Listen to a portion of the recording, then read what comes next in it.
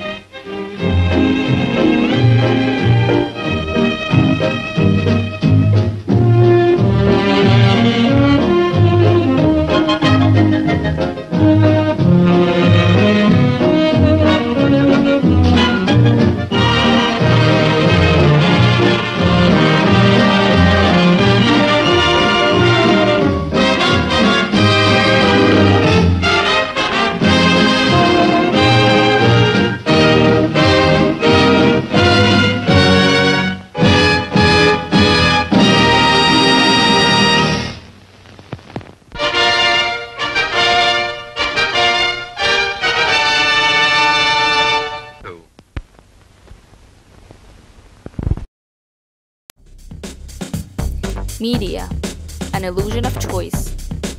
Do you know that only 6 corporations own 90% of the American media? The most powerful special interest group in Washington is the media. The media is the gateway of information to the American public, and any politician strives to reach the public through the media. Thus, the media have a great say in which politician is granted a voice. To provide a historical perspective, in 1983, 90% of the American media was controlled by 50 companies.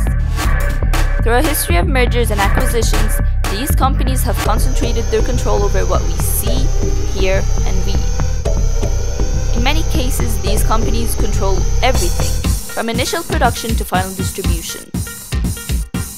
Now only 6 companies own 90% of our media. Our main source of information and cultural output is coming from these 6 giant conglomerates: Comcast, News Corp, Disney, Viacom, Time Warner, and CBS. Profit maximization is the ultimate goal of every corporation. And if that goal becomes entangled with reporting the truth in the news, what will ultimately win out? What happens when there is no one left to compete with? When one company owns everything in your town, does the people in your town have a voice in their media anymore? Would they hear or watch content that is relevant to their lives? Probably not. The more independent media outlets a community has, the more different viewpoints will be presented on air. And the question that arises, do we really have a choice in our media?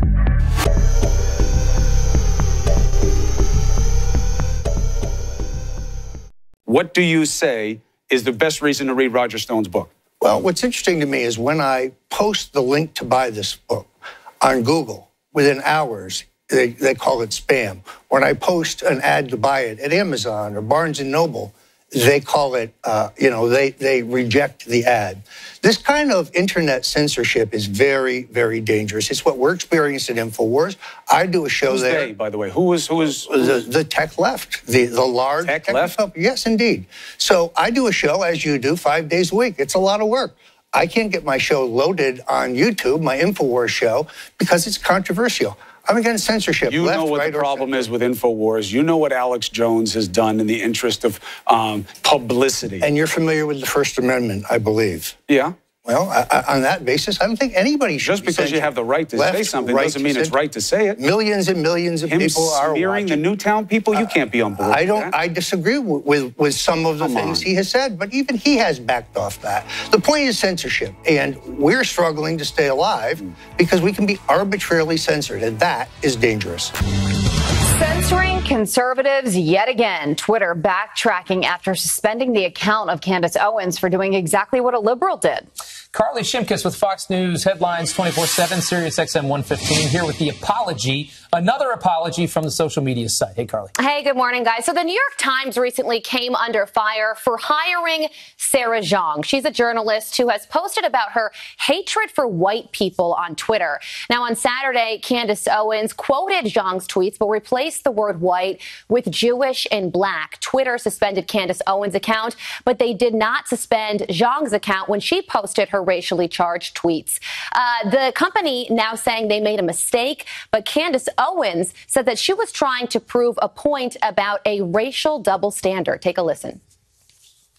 You should not be able to tweet about any race or any group that you want them canceled, that they should live underground, and that you enjoy harassing them. That is the point in all of this. You know, we should not be allowed to be racist towards any group. I obviously understood that it changed. So like I said, Twitter now apologizing, saying they made an error. The company made an error, and this situation sparking a lot of reaction online. Veritas says Twitter sure does make a lot of mistakes when it comes to accounts held by conservatives. As a public service, TV Free Baltimore provides a digital soapbox for those the mainstream media ignores. The opinions expressed in this live stream are not necessarily those of the owners, management, or underwriters of TV Free Baltimore. Furthermore, TV Free Baltimore streams hyper-local content focusing on politics and entertainment in the Baltimore viewing area. Streaming live from the Paul and Catherine Ranke Memorial Studio, this is TV Free Baltimore. Support for TV Free Baltimore comes from viewers like you. Become a TV Free Baltimore member by visiting patreon.com/TVFreeBaltimore.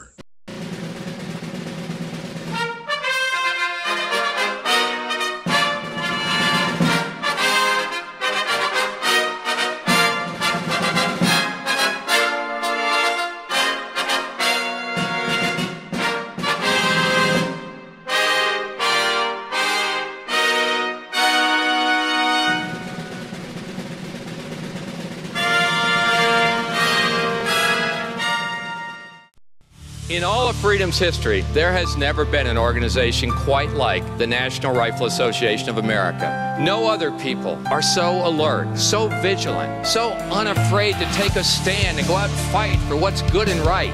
We, the people of the National Rifle Association, represent the very best of America's strength and of America's character.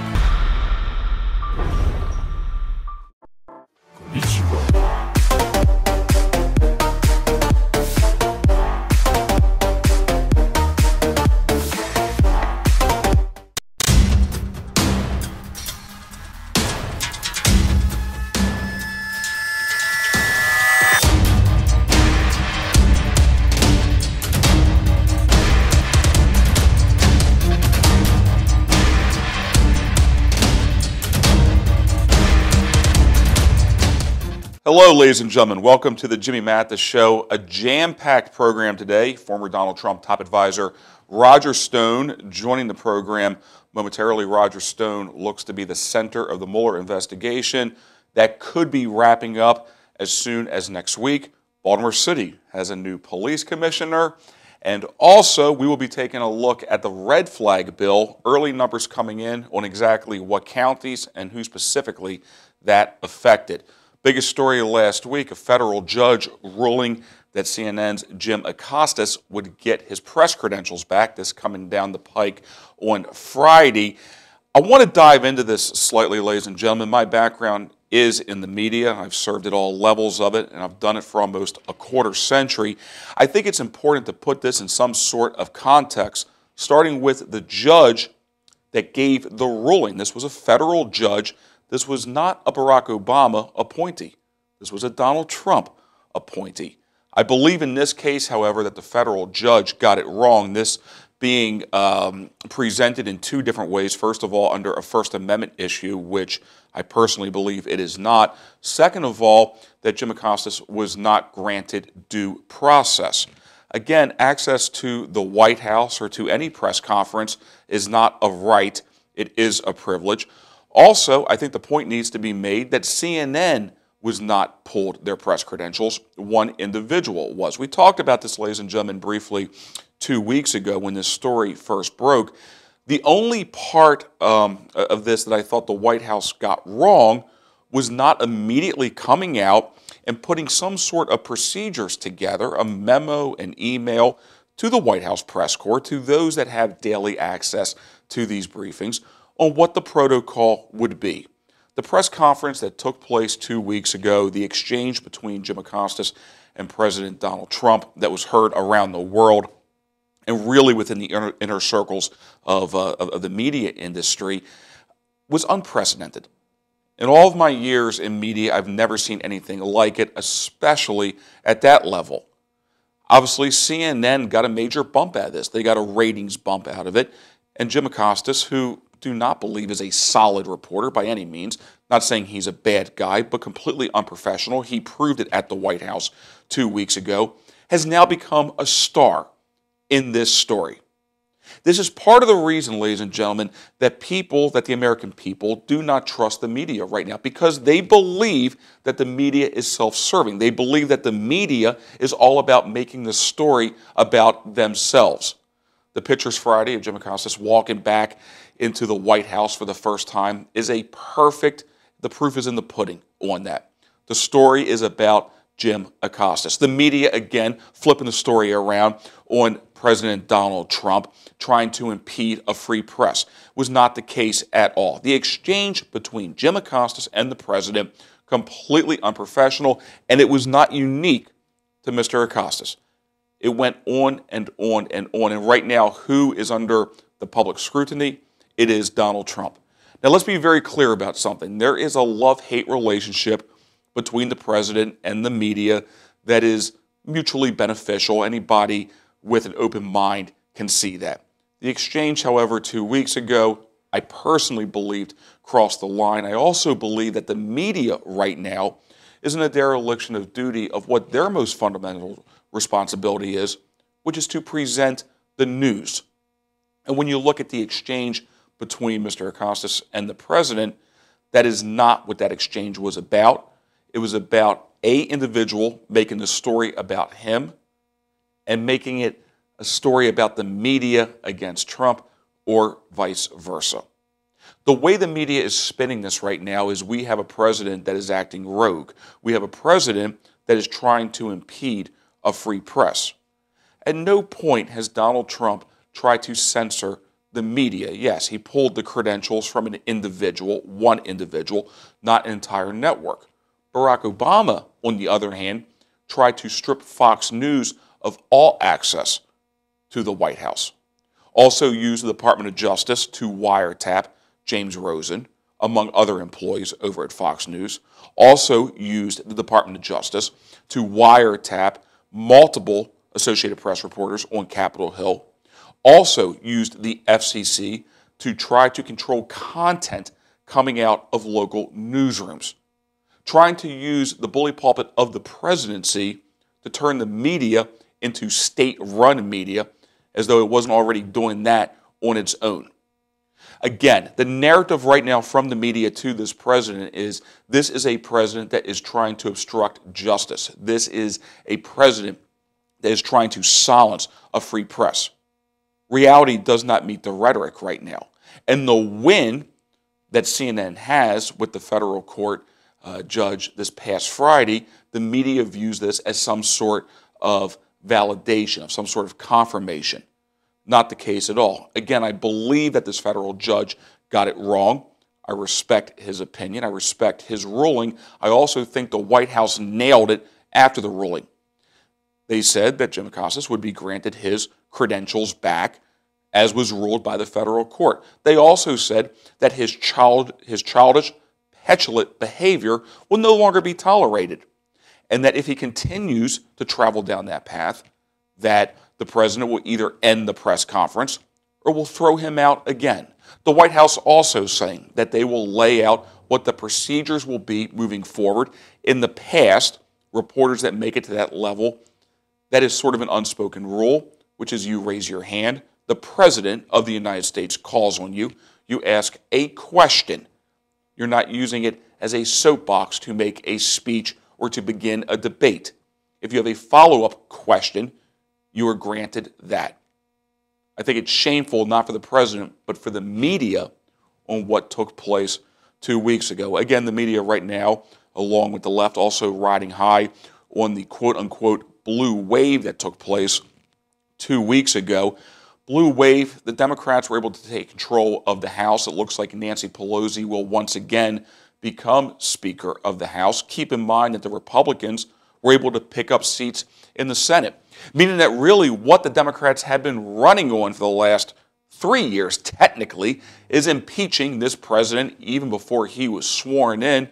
Reality is, even if they were able to do that in the House, which they now control, it's a bunch to do about nothing. They have nowhere near the 2/3 necessary to remove him in the Senate. So the question right now, ladies and gentlemen, is very simple. The Democrats got their wish. They control the House of Representatives. What do they want to do with it?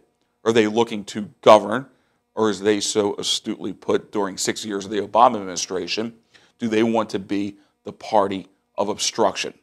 Reality is they have very little to run on right now other than fear-mongering, hate, and going against President Donald Trump that starting in only a couple weeks will be running a midterm election.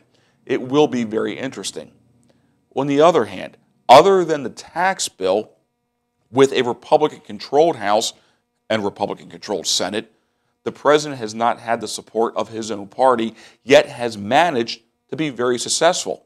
He has been able to roll back regulations, get rid of the individual mandate, rebuild a relationship with Israel, put Russia in some sort of checks, rein in ISIS, foreign policy looking a lot better today than it did 2 years ago.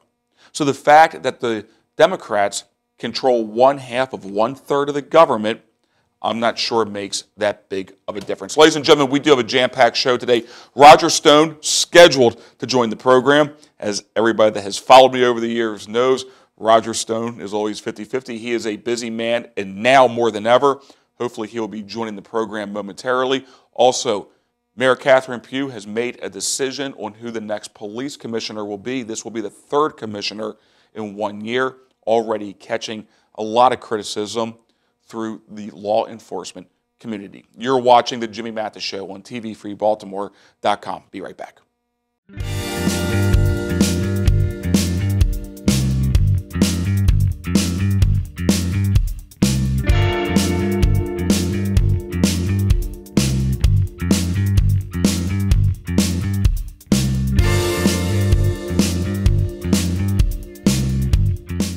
Hi. Hi.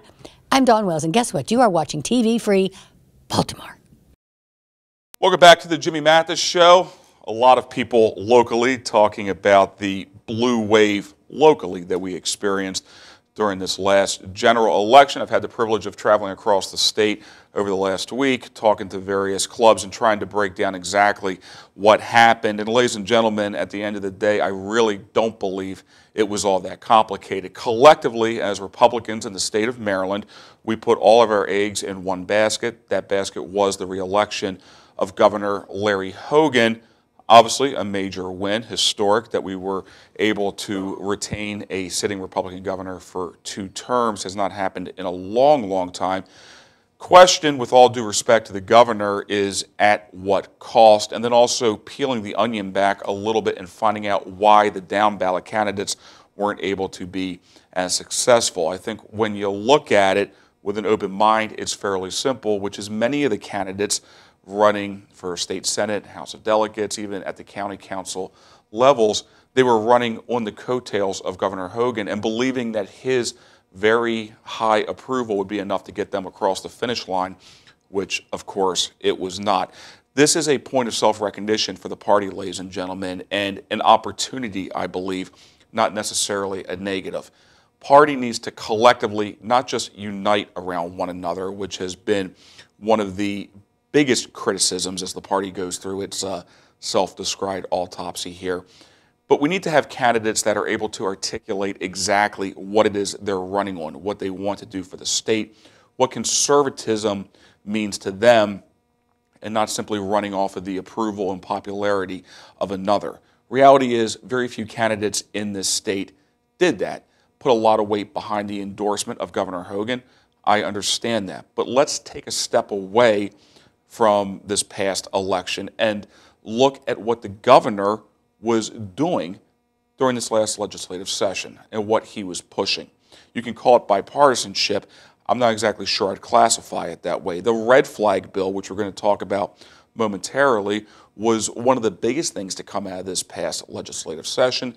Governor very supportive of increasing the minimum wage, weak on immigration, free in-state college tuition for everybody. These are not conservative principles, ladies and gentlemen. They're also not in harmony with the original message he was running on, which was being fiscally responsible. Again, the message I've been trying to take across the state, and I will continue to, is the party needs to redefine what it stands for. We need candidates that are able to articulate it. We need a unified messenger within the party that is willing to deliver it. Then, when we win elections, we need to hold those that we put in power accountable. That did not happen over the last 4 years. Governor Hogan ran a very different campaign than Governor Bob Ehrlich did. Governor Ehrlich ran on really accomplishing something legislatively speaking, which was to get slot machines in Maryland. Of course, he needed the help of the Maryland State Legislature to accomplish that. Governor Hogan, on the other hand, ran on being a checks and balances to a one-party rule. He did accomplish that, but immediately after winning 4 years ago, the governor, along with the party, when I say the party, the leadership, that being J.B. Jennings and Delegate Kathy Szeliga, needed to lay forward what the plan and the vision would be for the party moving forward over the next 4 years leading into this past general election. That pitch was never made. What we saw was a bunch of candidates that segregated from one another that believed simply because we have a popular governor that would also lead them to the promised land. Of course, that never happened, with the exception of retaining the governorship.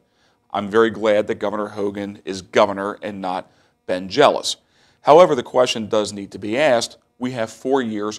What do we do with it? And what does this party look like 4 years from today?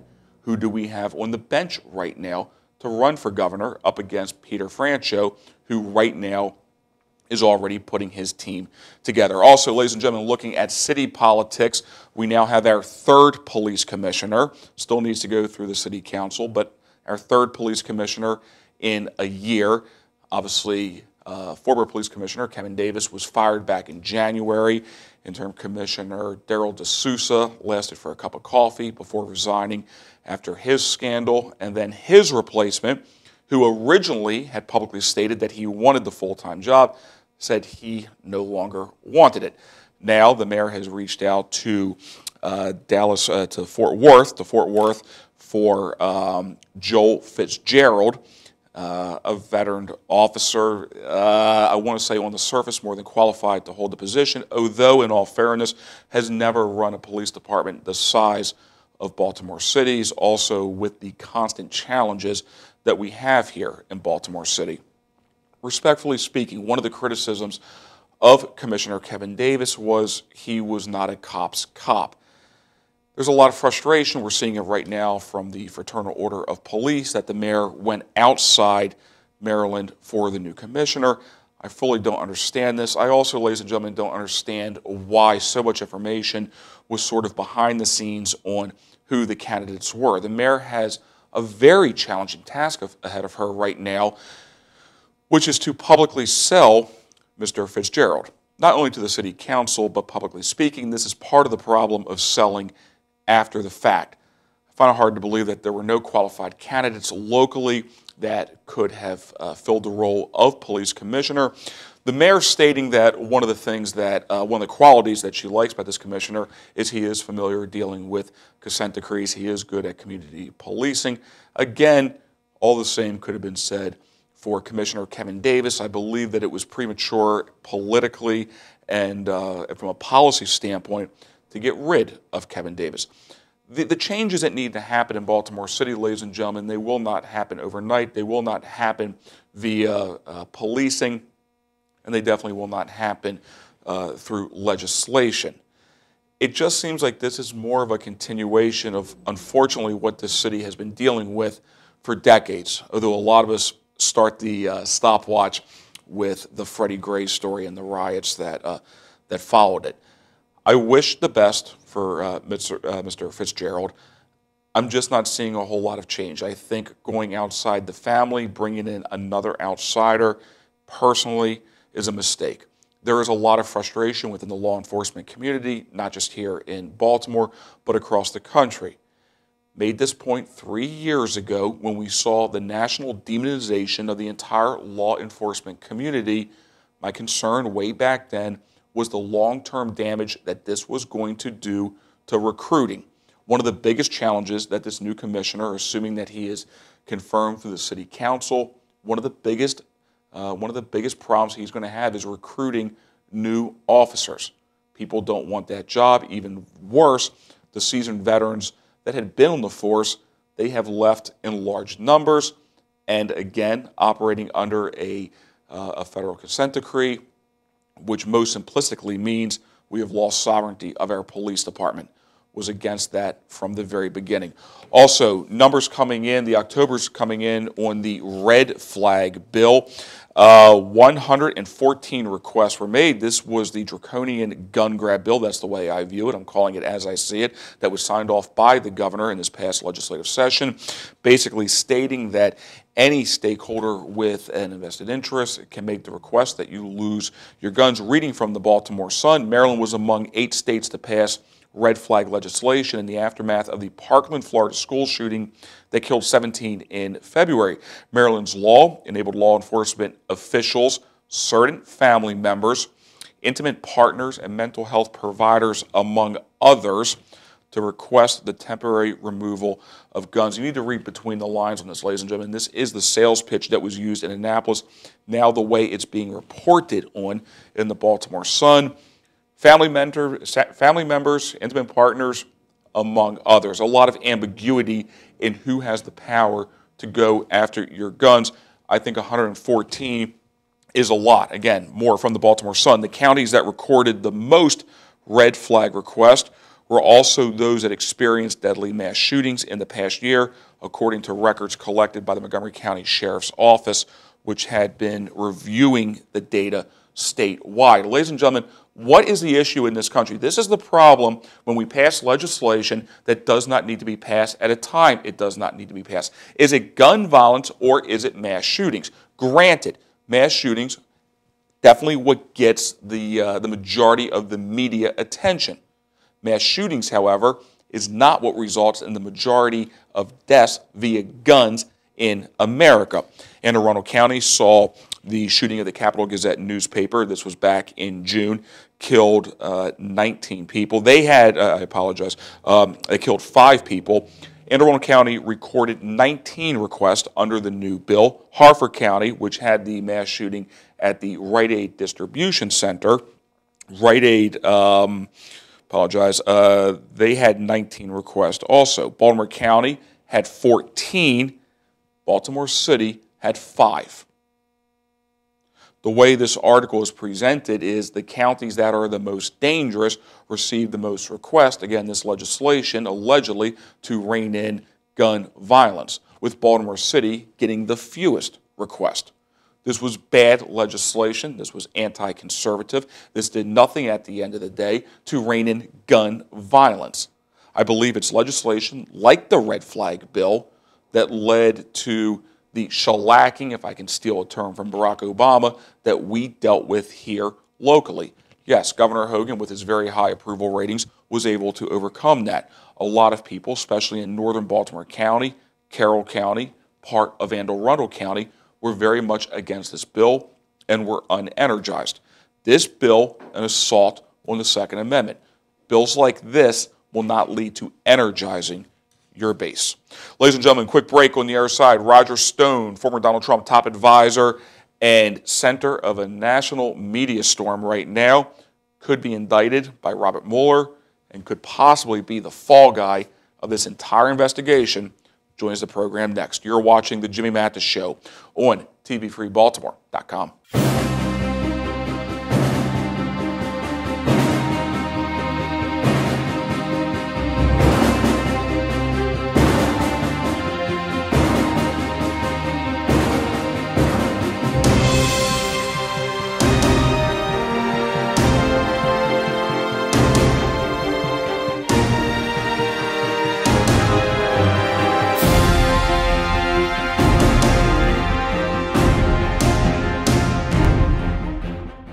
Welcome back to the Jimmy Mathis Show. We are right now joined by former Donald Trump top advisor, Roger Stone. Roger, how you doing? It's been a while, my friend.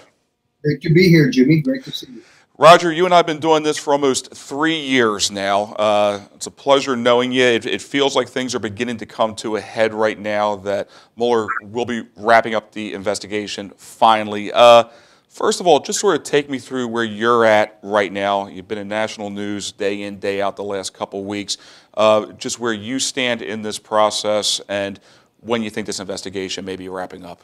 Yeah, I'm kind of reminded of that famous story that Abraham Lincoln used to tell about the man who was ridden out of town, tarred and feathered, and ridden out of town on a rail. They asked him how he liked it, and he said, well, all things being equal, I would have preferred to walk. The matter is that after literally 3 years now of government surveillance and a jihad by Mr. Mueller, he still has no evidence of Russian collusion on my part, no evidence of WikiLeaks collaboration, and no evidence of any other crime in connection to the 2016 presidential election. So the $60,000 question, Roger, as it always is in politics, I guess, what did you know and when did you know it? You obviously were inside the bubble. You've been a friend of Donald Trump for decades. You were instrumental in him becoming president. You were instrumental of a lot of decisions that he made the early days and moving through the campaign. So obviously you were privy to information. The question with the Mueller investigation allegedly ties into Russian collusion and exactly what you were privy to on that aspect of it. That would be none whatsoever. I mean, first of all, there's an assumption that Julian Assange of WikiLeaks is a Russian asset. That's unproven in any court of law in the United States or any place in the world. That's an assertion by the intelligence agencies, same people who told you that Saddam Hussein had weapons of mass destruction and so on.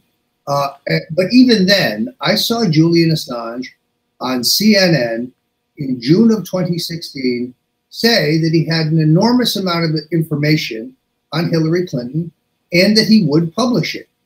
Subsequent to that, I had a tip from a New York radio host who had a relationship with a woman lawyer who worked for WikiLeaks, who told me, whatever it is Assange has is devastating, a bombshell, incredible, would change the race, would end Hillary Clinton's campaign. His words. So I took a tip from a legitimate and legal source, and then I started to follow the WikiLeaks Twitter feed.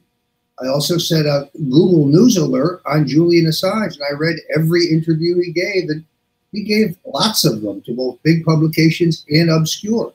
And I used that information on Twitter and on Facebook to heighten public attention to what would come. Now, I didn't know the source or content of what he was published, and there is no evidence that I did. There is no witness who can come forward and honestly say that I did.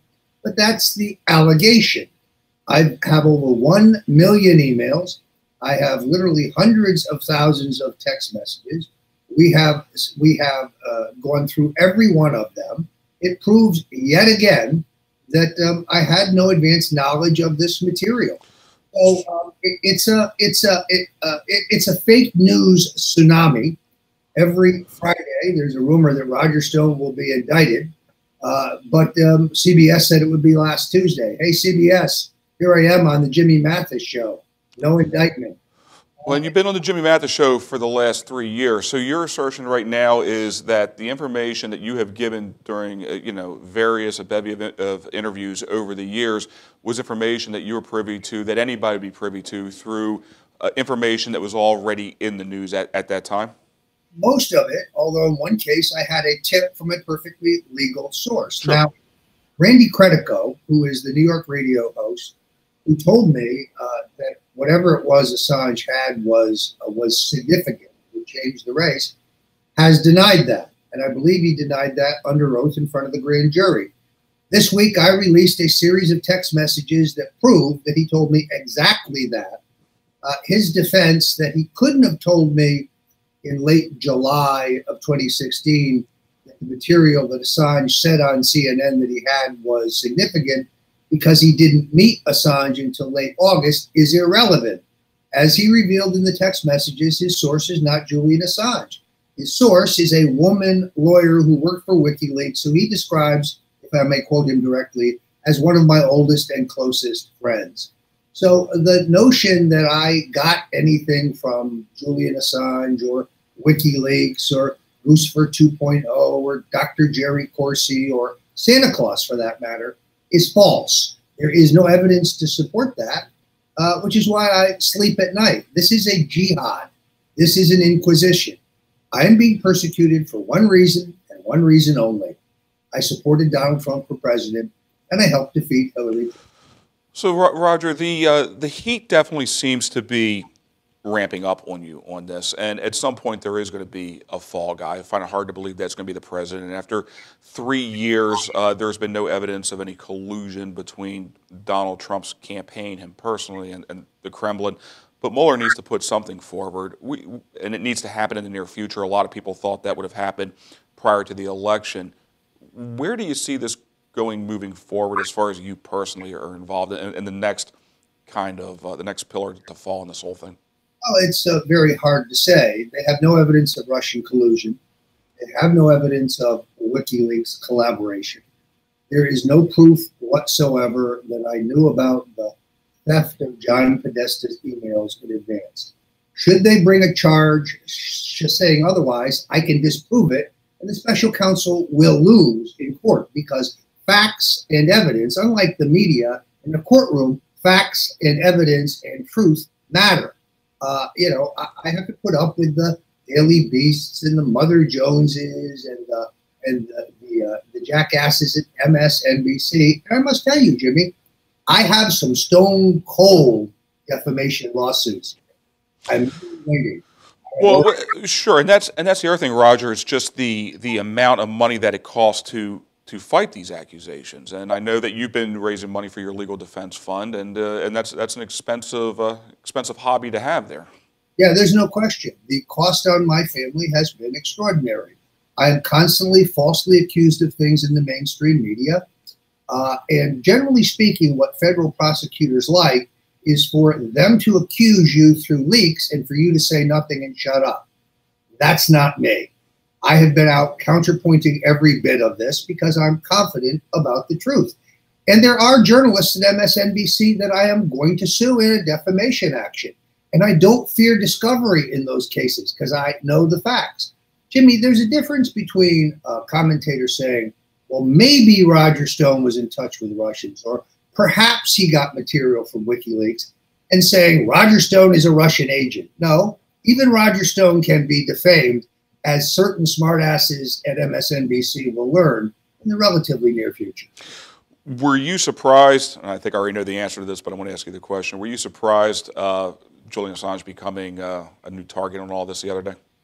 It's very hard to understand. In other words, what is the charge against him? If he's being charged with publishing classified information that was given to him by a whistleblower, then I must assume the New York Times and the Washington Post will be prosecuted right behind him, because that's what journalists do. And that is the tradition of America. Well, I'm not sure this has anything to do with facts, Roger. This seems to be more just from a public perception standpoint. There's dots that are, convenient to connect. Obviously, the Russians are giving him asylum, and when you're painting a picture at 30,000 feet, as Mueller's getting ready to wrap up this investigation, it seems more of just a convenient way to put everything into a nice little package, maybe not having anything to do with reality, but it seems like an interesting carrot to be dangling out there at this point. The Ecuadorians are giving him asylum, not the Russians. I'm sorry, yeah. The assertion that he's a Russian agent would have to be proved in a court of law. It can't just be John Brennan, who's demented, or James Clapper, who has a history of lying under oath about whether America had a metadata collection program on its citizens. It has to be more than just a spin. And look, I don't know Julian Assange. I have never spoken to Julian Assange. The only direct communication I had with WikiLeaks Flack was turned over to the House Intelligence Committee, a year and a half ago. But I think he does what journalists do. He gets information, which is sometimes endorsing to the government. He vets it for authenticity, and he publishes it. How does that make him different than the Baltimore Sun, right, the Washington Post, or the New York Times? They would have to prove that he's a Russian in a court of law. I don't think they can do that, and therefore I think he's a whipping boy. It's kind of funny. All my liberal friends loved Julian Assange and WikiLeaks when he was embarrassing George W. Bush. Right. Not so much. On another note, Roger, before I let you go, a federal judge coming out last week reinstating or saying that the White House needs to reinstate CNN's Jimmy Mathis press pass. Your thoughts on that? Keep in mind, this was a federal judge that was appointed by Donald Trump, so nonpartisan in theory. I believe that the judge got it wrong on this, and I don't think that Donald Trump or the Communications Department in the White House did anything inappropriate by stripping a individual, not a network, stripping a individual of access to the White House after that deplorable display that took place last week. Well, I mean, Jimmy Costa's conduct was juvenile. It was childish. It was rude. He's allowed to ask questions, but it's about him. It's not about the right. CNN should be allowed to send another correspondent and ask whatever questions they want. But this kind of juvenile grandstanding, I thought, was pathetic. And the idea that the video somehow altered is just false. Sure. Zooming in and slowing it down so you can see exactly what happened, and his hand definitely comes down on the intern's arm. That's not altering. That's not doctoring the email. Doctoring the video. That is really enhancing it in terms of zooming in on it and slowing it down so we can see exactly what happened. Look, Jim Acosta is not a journalist. He doesn't act like a journalist. He got to ask his questions, but he seemed to think he was the only one who should be allowed to ask questions. Well, they didn't really seem like questions. It seemed more like a debate and grandstanding, which is not what a journalist should be doing. So I thought he was completely unprofessional. And I've been doing this for 25 years, Roger. I've never seen anything close to that display that took place at the White House the other week. I would tell the judge, as a famous U.S. Supreme Court, that go ahead and try to enforce your order. You get a shot. Tell the Secret Service he's not allowed in the building, and see how they enforce the order. I don't think it's enforceable. Are you worried, Roger, finally, again, when this is all said and done, Mueller's looking for a scapegoat, that person's you? No, I'm actually quite confident that it is not me. And should they decide to bring some process crime against me, let me give you an example. You said the steak was medium rare, but it was well done. You perjured yourself. Perjury has to be meaningful. I mean, I don't have a perfect memory, to be honest with you. Witnesses who have a perfect memory look to be studied, have been coached by their attorneys. Jimmy, I have 1 million emails. I'm writing a book, helping a presidential campaign, directing a documentary, Vanished, the Danny Williams story, the story of Bill's abandoned son. 2016 was a very busy year. Sure. I'm confident. I have no Russian collusion. I was not involved in any WikiLeaks collaboration, and I broke no other laws. If Mr. Mueller wants to bring a process crime against me based on evidence and facts, he will lose. I will have to raise the money through stonedefensefund.com, stonedefensefund.com, because I'm not a wealthy man. You can find stories online, by the way, that say I'm worth $20 million. I wish. This is an expensive process. I've sued in a defamation suit. I won. I've been sued by some Obama group that accused me of colluding with the Russians. It was dismissed. I'm being sued by the Democratic National Committee. My lawyers want to serve their email servers. I think they're sorry they ever filed that lawsuit. And of course, I have the Senate Intelligence and the Senate Judiciary Committee investigations, witch hunts going on. Plus, I have Mr. Mueller digging into every aspect of my personal life. Yes, it's expensive. Yes, I need help. Yes, I will fight. Vino's Liquors and Bar. When you're looking for something a little bit more sophisticated, a little bit more Saturday night, a little bit more downtown.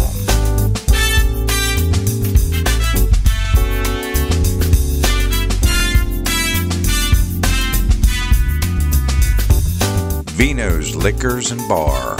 located at 3811 Old North Point Road in Dundalk, Maryland.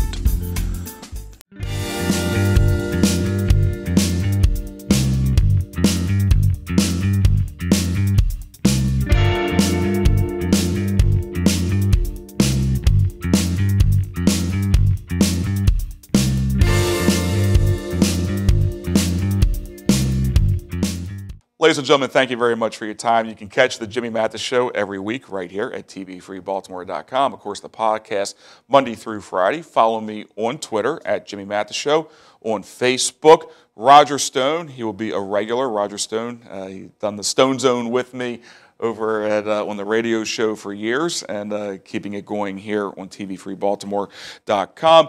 Tomorrow, Sunday, November 18th on Square Off over at Channel 54, Square Off, 11 a.m.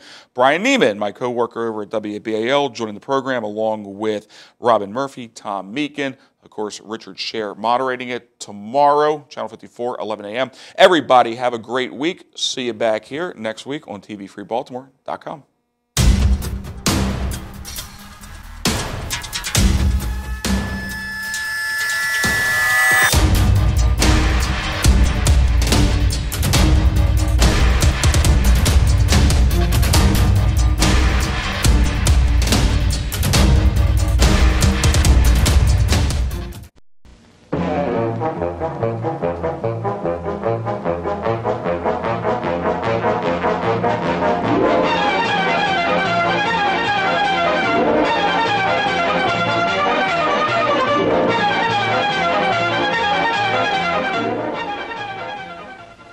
Hi, this is Cindy Williams, and you're watching TV Free Baltimore.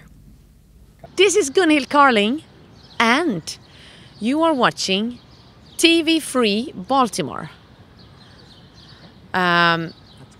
You are not watching. You have to watch TV Free Baltimore. Maryland Reporter is a news website about state government and politics. That's what we do. We don't do sports. We don't do entertainment. We do some local news as it impacts politics and state government. From the very start, November 2nd, 2009, we do a daily state roundup from now 50 different websites. The Baltimore Sun, the Washington Post, the Hagerstown Herald Mail, other newspapers around the state, broadcast outlets, smaller newspapers, some blogs, and we put it together, and this is the thing that people find most valuable. But we also do original stories that focus on accountability of state government, transparency, how tax dollars are raised and spent. We do a daily email newsletter that people can go on the site and sign up for. It takes about 10 seconds. That's going out to 8,600 subscribers every weekday. And so, you know, our niche, to repeat again, is really state government and politics. This is Sam with Restore Computer Repair in Baltimore, Maryland.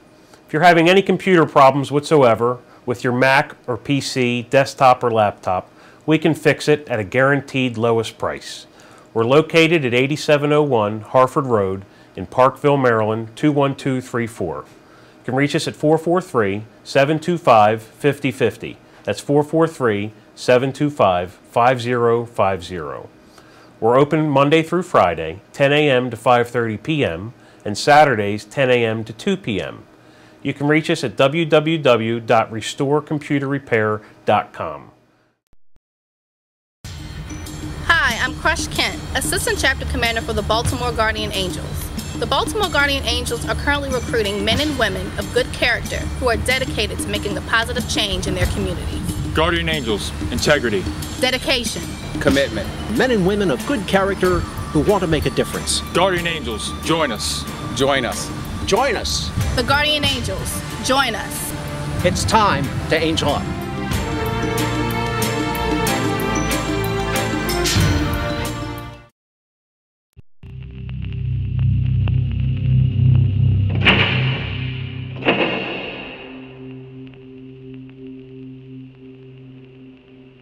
See this cute little vial here? It's crack, rock cocaine, the most addictive form. You think it's the glamour drug of the 80s? Well, that's the point of this friendly little reminder. It can kill you. And if you've got to die for something, this sure as hell ain't it.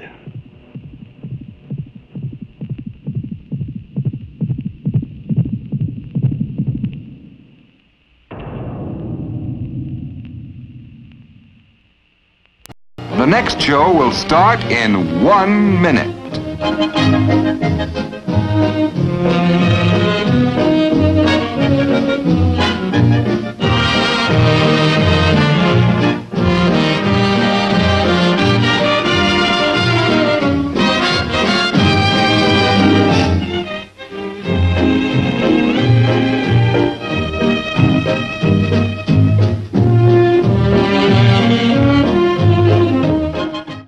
Coming up next on the Wealth Hustle Live, we're going to talk about unconventional financial wisdom.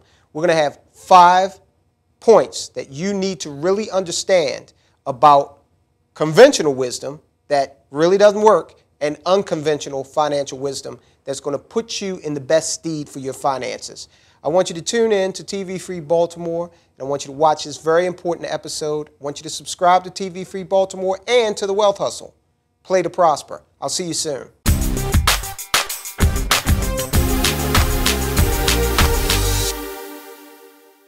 Attention on deck. Welcome to the Wealth Hustle Live. This is Tyrone Keys, and I'm joining you from the studios of TV Free Baltimore. I want to give them a shout out. They're really helping us bump this program out and provide you with some great information. We're really excited about it. Go on and hit the subscribe button for TV Free Baltimore. You will not be disappointed. I also want you to subscribe to the Wealth Hustle. So, what are we going to talk about tonight? All right. Unconventional financial wisdom. Now, we all came up with conventional financial wisdom. We came up with it in the form of, things that we were told to do to go out and be able to make money. And you know what? Quite frankly, a lot of those things that we were told are incorrect. We're going to get to a few of those things this evening.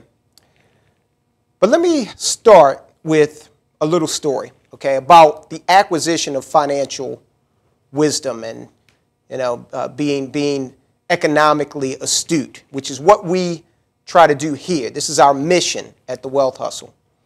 So somebody asked me the other day, how did you start your path in terms of learning about money? Did you learn this in school? And sadly, no, I did not learn it in school.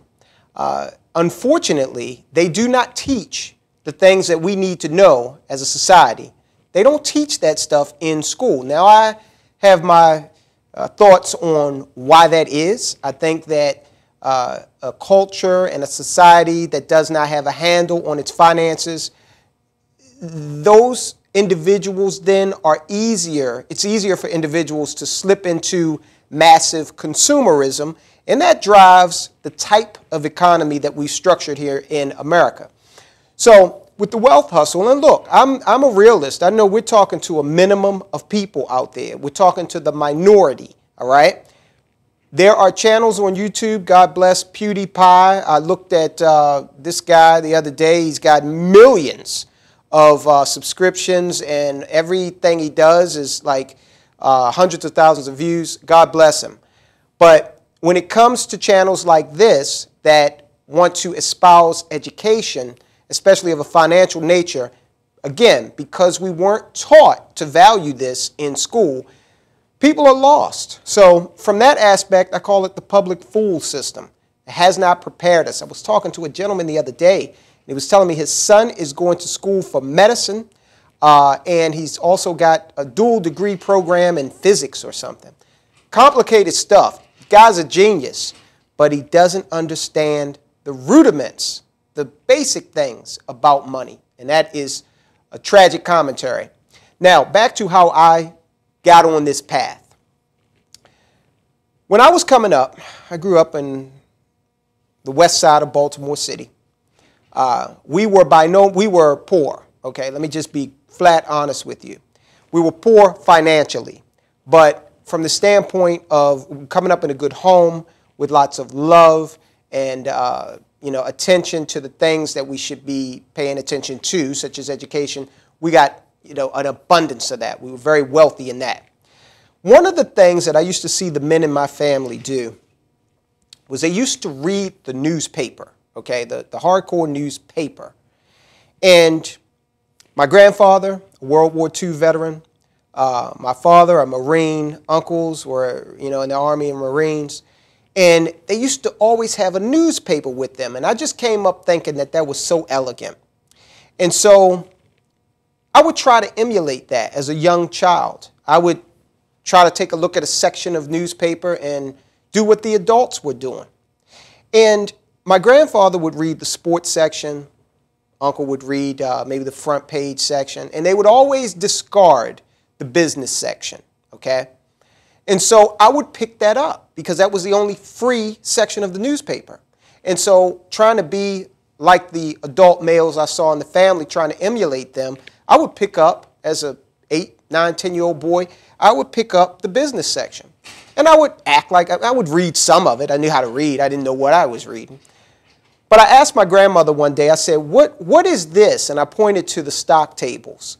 And she said, that's teaching you how to make money.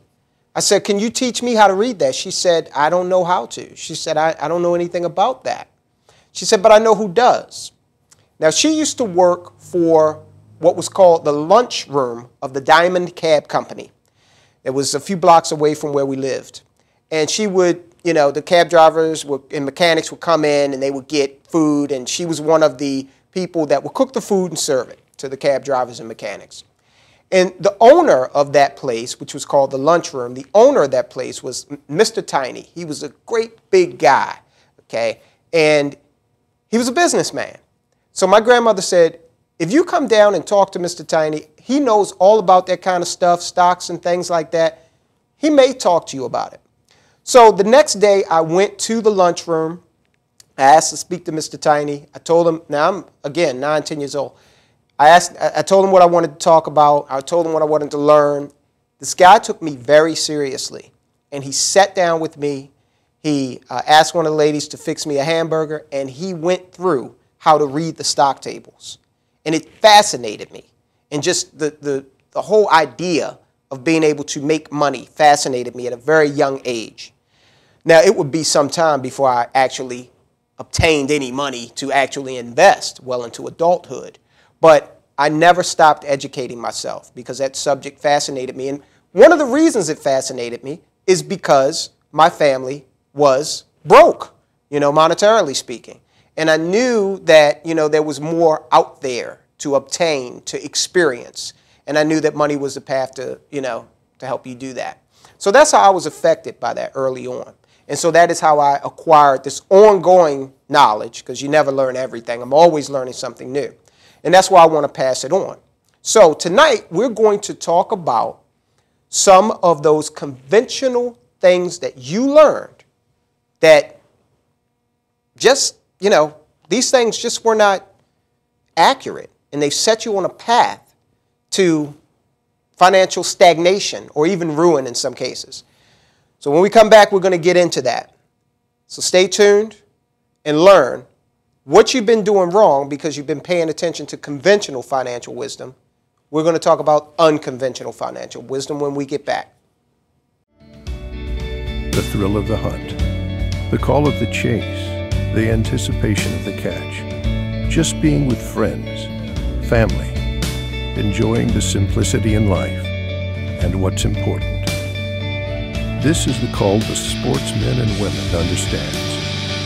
Come and experience the diversity and the quality that is found only in Maryland. Discover more at fishandhuntmaryland.com. Hey there, folks. This is Lenny Rudo from Fish Talk Magazine, and you're watching TV Free Baltimore.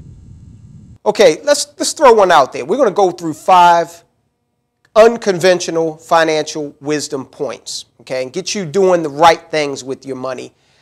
But let's look at one that, this is not part of the 5, but we're going to look at one that, oh man, everybody knows about this one.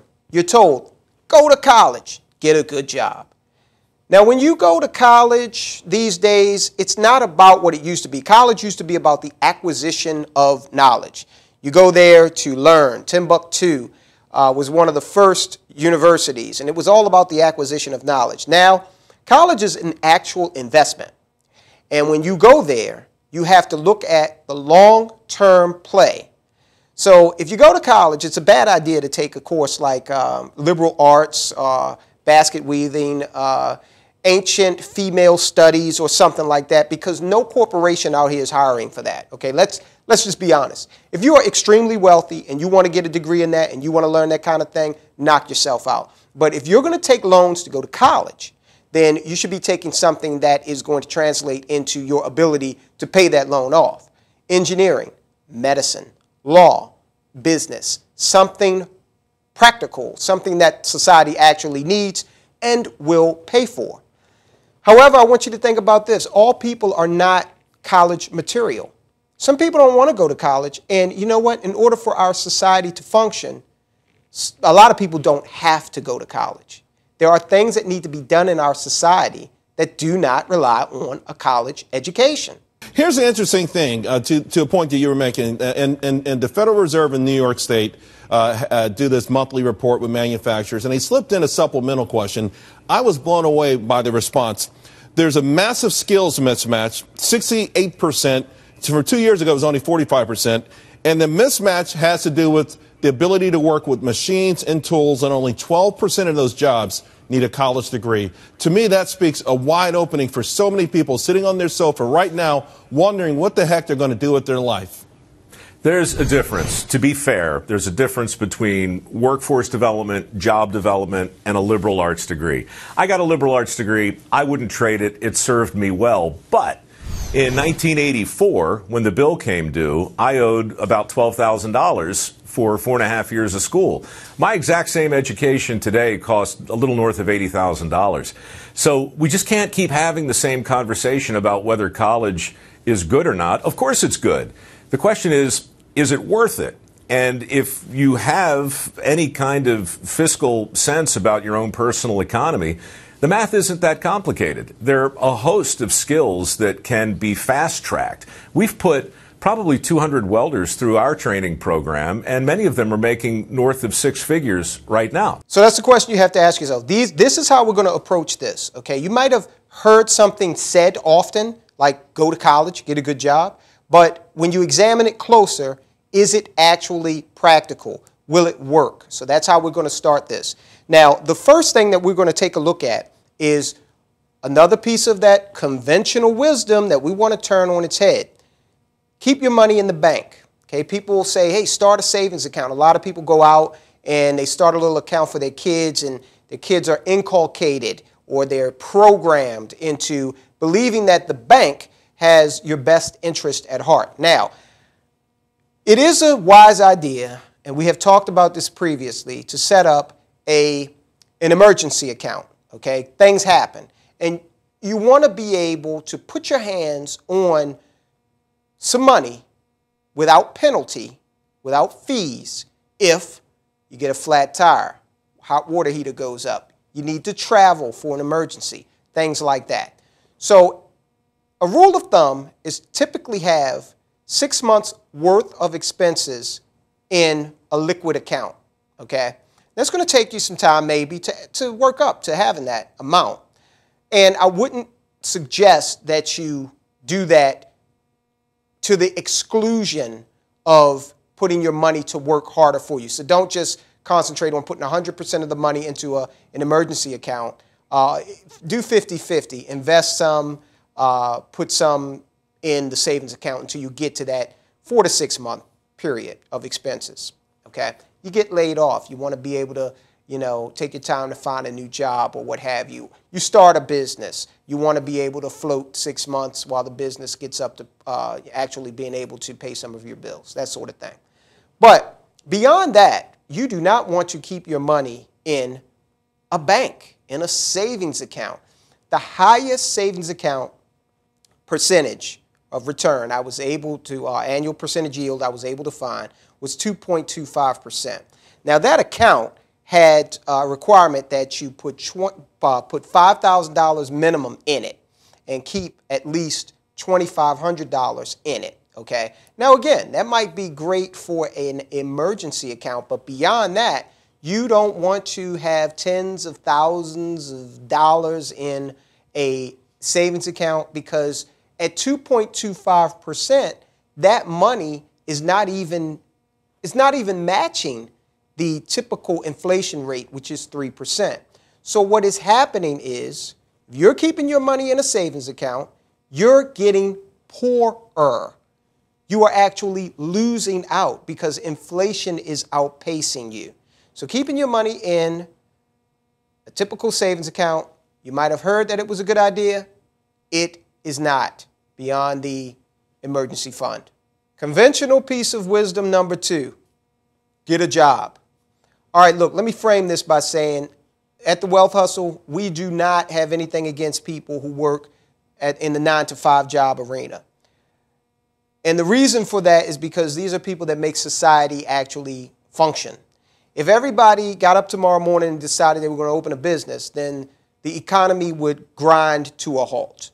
All right, so we've got people out there that are willing to say, hey, I want to work, I want to trade my time for money, and I don't want to, go any further than that in terms of risk. Fine, perfect.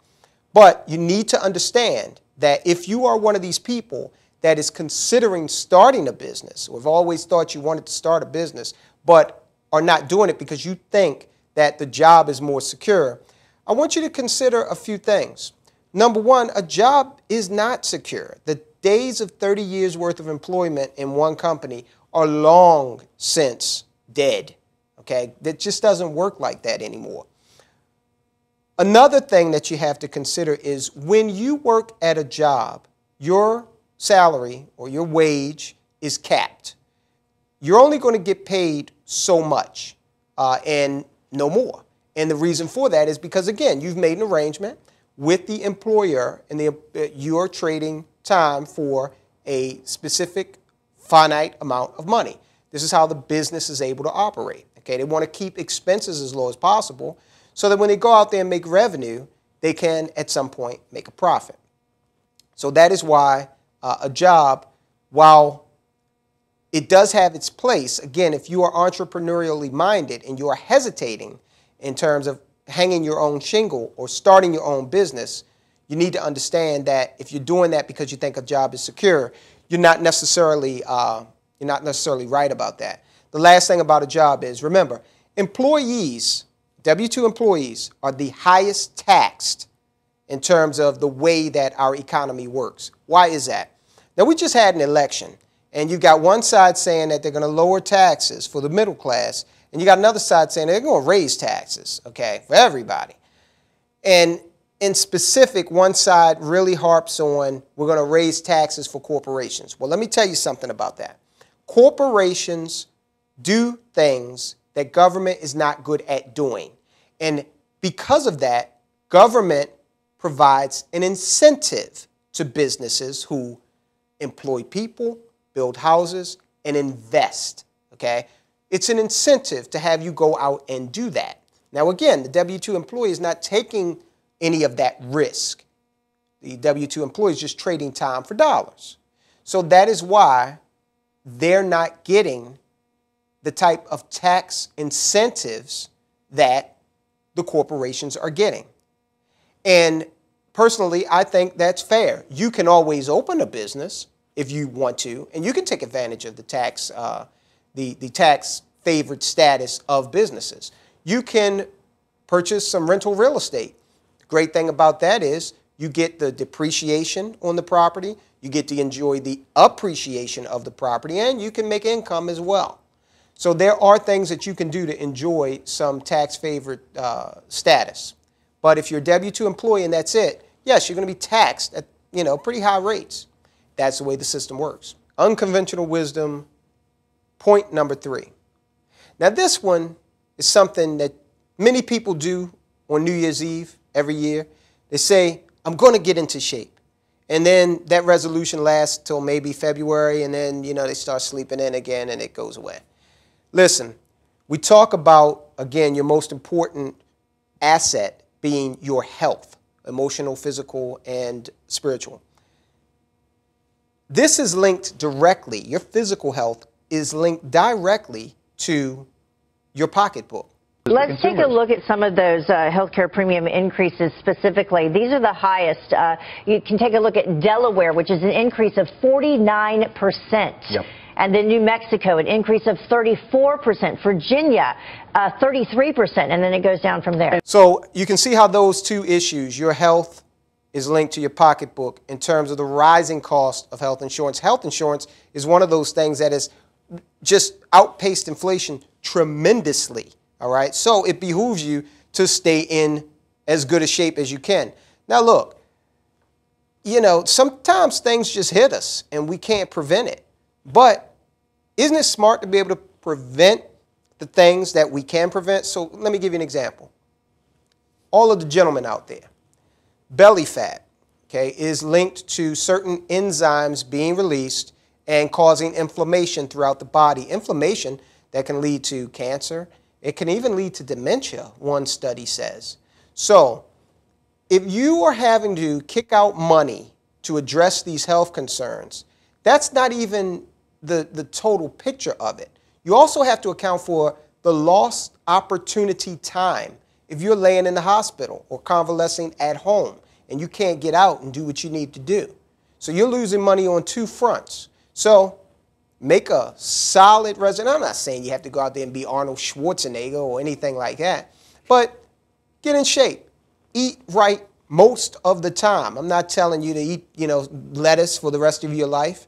Check with your doctor and see what he or she has to say in terms of what you need to do in order to clear up any issues that might lead to costly ailments in the future. Now, one more thing about healthcare. As we age, we want to make sure that we are as healthy as possible. Anything under our control in terms of health as we age, we want to be able to control it and we want to stay in as good a health as possible. Long-term care, that's another expensive proposition. So the longer you're able to live on your own, then the less expensive your living situation will be. I think part of what's scary about it is that people see the stats on long-term care and the expenses and think there's no way I can do anything about it, so I'm not going to do anything. So just so we can scare everyone, let's do some of those stats. So on average, here we go. Whoa. Scary stats. So the stats, and most of this comes from AARP, but other places as well. The stats are generally speaking that about 70% of people 65 and older will need some type of long-term care. Average cost is $138,000 of any kind of care, but a stay in a nursing home across the country is an average of $100,000 a year. Living in assisted living is about $45,000 a year. Some sort of adult daycare of some kind, $70,000 a day, so that's almost $20,000 a year.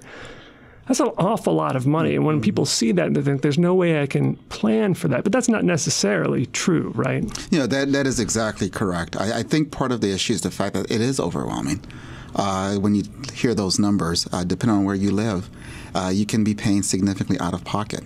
For example, like in a nursing home in Alaska is almost $300,000 a year. Wait, what? Yes. Absolutely. Highest state in the country. Absolutely. Yeah. So when you hear those numbers, you don't know even where to start, in part because of the fact that we don't necessarily have a long-term care system that is actually person and family centered. And what I mean by that is the fact that the person and the family are in the center of these conversations. The cost for 30 hours of having someone come into your home is roughly about $30,000, $34,000, give or take. And that exceeds the vast majority of what older adults can actually afford on an annual basis. In fact, we did a study called Across the States where we wanted to put out all these numbers, the amount that it costs for nursing home care, the amount that it costs for assisted living, or the amount that it costs for home care.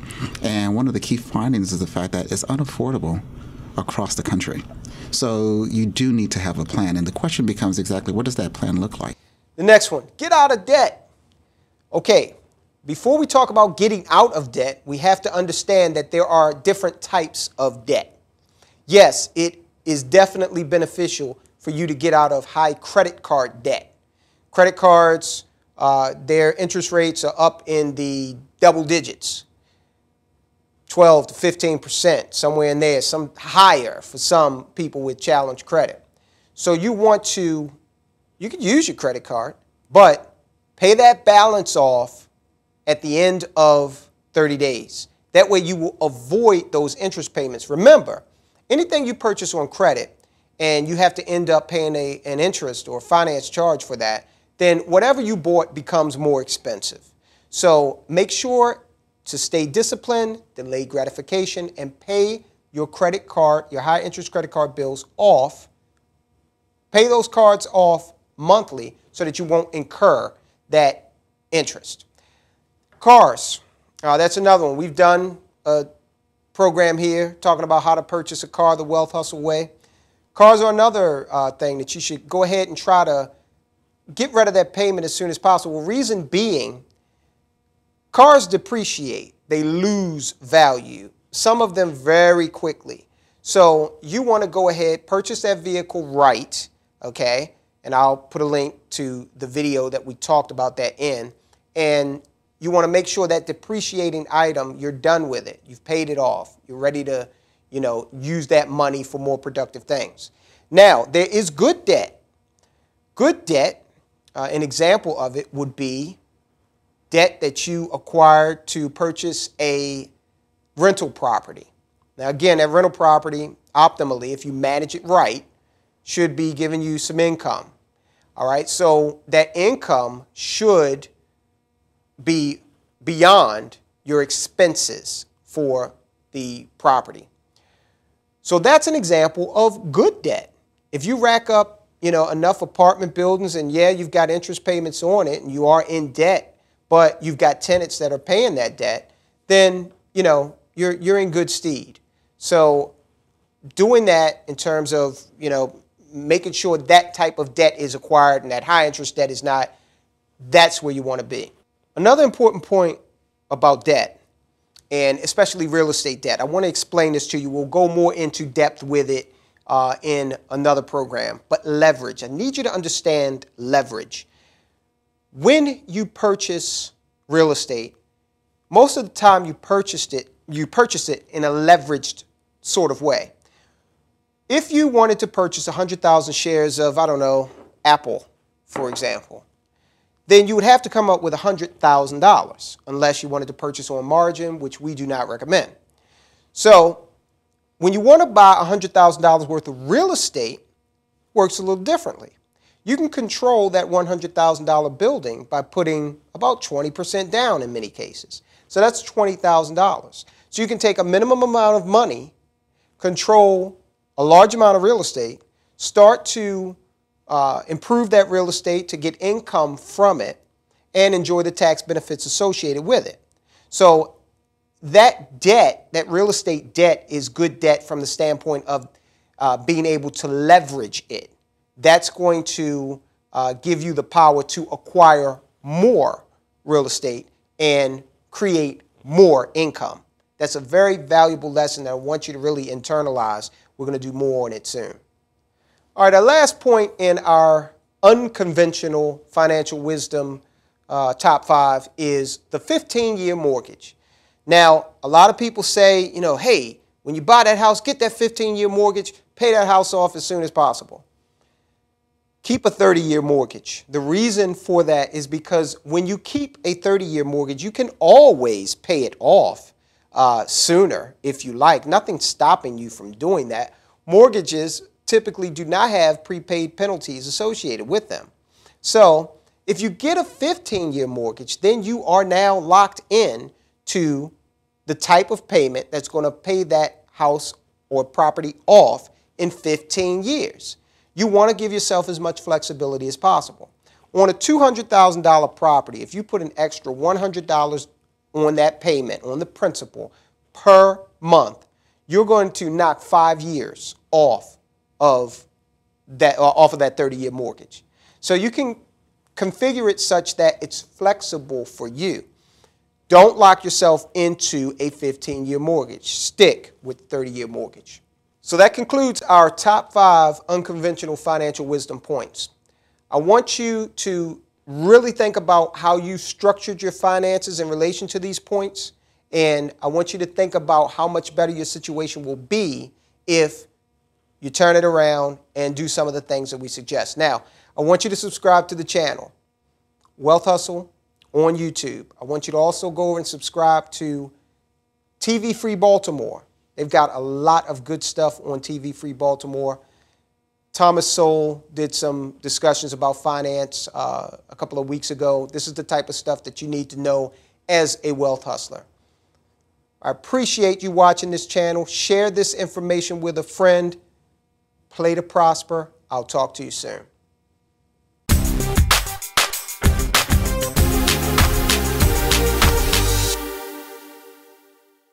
This is Governor Ehrlich. You're watching TV Free Baltimore. Hi, I'm Kathy Garver, and you're watching TV Free Baltimore. You're watching TV Free Baltimore. Hi, this is Jerry Rochelle, and you're watching TV Free Baltimore. I'm Kreskin. Now, of course, you know me as the amazing Kreskin. And guess what? I can see it in your mind. I predict you're going to be watching. This is Hugh. This is my son. He started on drugs when he was 16. When his life became confused, unreal, filled with horrifying hallucinations, he ended his life. Get between your kids and drugs any way you can if you want to save the kid's life.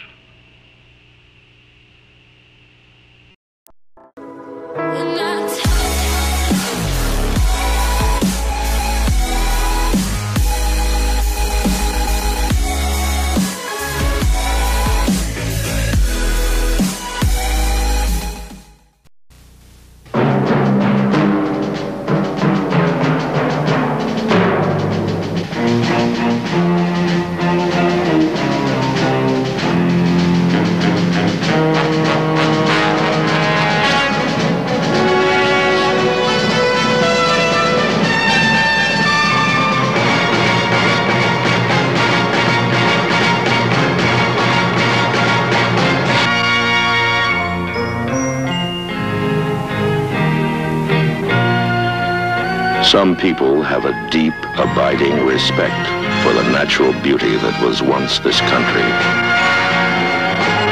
And some people don't. People start pollution. People can stop it. Hey guys, Johnny Alonzo, and you're watching TV Free Baltimore. Hello everybody, this is Paul Stefan, and I'm here tonight at the Peale Museum with David London, a man of many talents that we'll talk about tonight. You're watching the Paul Stefan Show on TV Free Baltimore. What was the story of you becoming affiliated with the Peale? So I spent the last 6 years working for the Greater Baltimore Cultural Alliance, which is an arts service organization that provides support and resources to the cultural sector. In my 20-year arts administration history, that was the one job where I was not working at an actual venue or physical place, but I was providing services to other makers. I just felt really I felt like it was time to transition that job. I didn't want to leave it entirely. And so I now just manage one aspect of that, which is the Baker Artist Portfolios and Awards, which is an online portfolio site and award program for artists. And so I was really, with the decision to make that transition, I decided that I wanted to partner with a venue. And I wanted to, I can turn space into money. And so what I was looking for was a venue that I could provide my arts administration experience and knowledge to in exchange for space that then I could turn into money. And so I was talking to a bunch of different theaters in a couple different cities and different venues looking for a place that had space that I could partner with. And ultimately, I landed here at the Peale. Nancy Proctor, the director of the Peale, I've known for a while. I remember that the first time I was in this building was during the Abigail DeVille show, which was a full building installation put on by the Contemporary. And we got a Sunday afternoon tour, and it was me and Nancy Proctor. And I remember walking out and saying, wow, I really want to work with Nancy Proctor, and wow, I really want to do something at the Peale. And so that was 2.5 years ago, and so it sort of just came to fruition. But the Peale's really in the state of re-becoming. You know, it's literally being reimagined and recreated in real time. And so it's not stepping into an institution that is set in its ways. It's stepping into this incredibly malleable and flexible and evolving and growing entity, which is an inspiring place to be, because I can actually contribute to what the Peale is and will become. And so it's really a great match. Here I help manage our business development, our general operations, and I also present my own work here at the Peale. So it's it's an amazing place to be. There's so much happening here. There's so much life in this building, and there's so much history in this building. You know, and so it's like, once again, back to the history side of things. I jokingly have been telling people that in this year, in 2018, I opened a Houdini exhibit, Barnum show, and now upcoming Peale, immersive Peale exhibit. So I've just been immersed in early American show business from 1796 to 1926, you know, this year. And, you know, and so that's all not only been fascinating and helpful, but it's also really made me look at like how show business operates. You know, P.T. Barnum, although we consider him a circus man, like he considered himself first and foremost a museum man. Right. And the American Dime Museum. The American. Yep. Well, he had the Barnum's Museum. Barnum's American Museum. Barnum's American Museum. Yeah. And so Barnum, you know, he was a museum man. Right. And part of me thinks that I created the Barnum Seance in March, which was right in the heat of work for the Houdini exhibit, because I needed a way to process my first museum exhibition. And so creating a show about Barnum was a way of like processing, like, what is this collecting of stuff? And like, what is that? How do I deal with that? And what does that mean? And what is the history of that? And so now, you know, working at the Peale is, you know, an opportunity to take all of that and, you know, think about what is the role of the museum in this century? What is the role of the museum in 2018? And it's very different than it was in, you know, 1800, but it's also very similar. And that it's still a place that people want to go to in order to be exposed to new ideas and new information in ways that make them think about the world differently. Right. Yeah. Well, since we're there now, when people think time machine, and this is your latest exhibit, a 200-year-old time machine. 200-year time machine. 200-year time machine. Yep. Most people say time machine, they think H.G. Wells. Yep. You know? So tell us what you can that would entice people to come to this time machine exhibit and what they might see or experience. Yeah, so basically a year ago in January, Nancy Proctor and I walked into a locked room, and there was a briefcase in the middle of the room, and the briefcase contained a copy of Niles Weekly Register, Volume 15. Niles Weekly Register was a newspaper that was published here in Baltimore in the 1810s, one of the most widely distributed newspapers in the country, in fact. So there's a bound leather copy of that, detailed plans on how to build a 200-year time machine, and a letter explaining that time travelers from the future utilizing a 50-year time machine had delivered us this package and these detailed instructions on how to build a 200-year time machine. Wow. And a 200-year time machine would take us back to 1818, and a lot of people thought that it was a practical joke, but I believed in it. So we spent the last 10 months acquiring the pieces based on their plans to build the 200-year time machine, and we will soon be offering tours back to Rembrandt Peale's office at the Peale in 1818. Now, when you think of H.G. Wells' time machine, or you think of the DeLorean from Back to the Future, or you think of the TARDIS, right, is that, and this is the standard notion of a time machine, is that it's a machine that you get inside of, and then that machine in one form or another has to reach a speed that's faster than the speed of light, or 88 miles per hour, right? And then by reaching that speed, you are then transported into the past. This device does not a object that you get inside of, but rather it is a machine that transforms a doorway into a portal. And so it will transform a doorway here at the Peale into a portal back to 1818. So that's the story behind it. Okay. What it is it's a two-part experience. The first part of the experience is sort of an inverse escape room, right? Escape rooms are the biggest growing trend in entertainment right now. There's people making millions of dollars and presenting escape rooms. And being lost in Peale and Houdini and Barnum, what I realize is that the most popular entertainment of any given day is the most polar opposite experience to everyday life. So nothing was more opposite than rural life in America in the 1850s than the circus coming to town.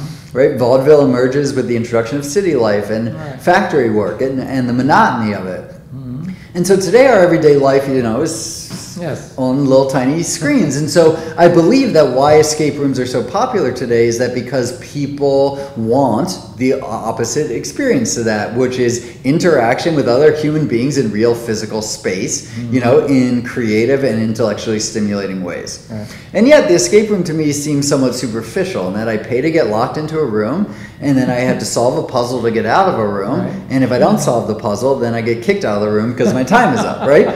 And so this idea is a two-part experience. The first is an inverse escape room. So the puzzle, there is a puzzle element. The puzzle is to activate the time machine. And so this creates real human drama, right? The real human drama is that everyone wants to get into the room. And so you got to solve the puzzle to get into the room, not get out of the room. The puzzle is activating the time machine. And then once you're in the room, there's no more puzzle to be solved, but I've been describing it as a historical fun house. And so 1818 was a particularly magical year here at the Peale. Kaleidoscopes were presented and sold for the very first time.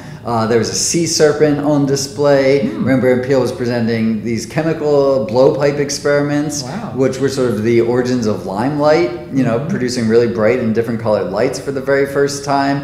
There's phantasmagoria magic lantern shows on display. And so I've basically done my best to create a historical reproduction of what Rembrandt Peale's office may have been in 1818.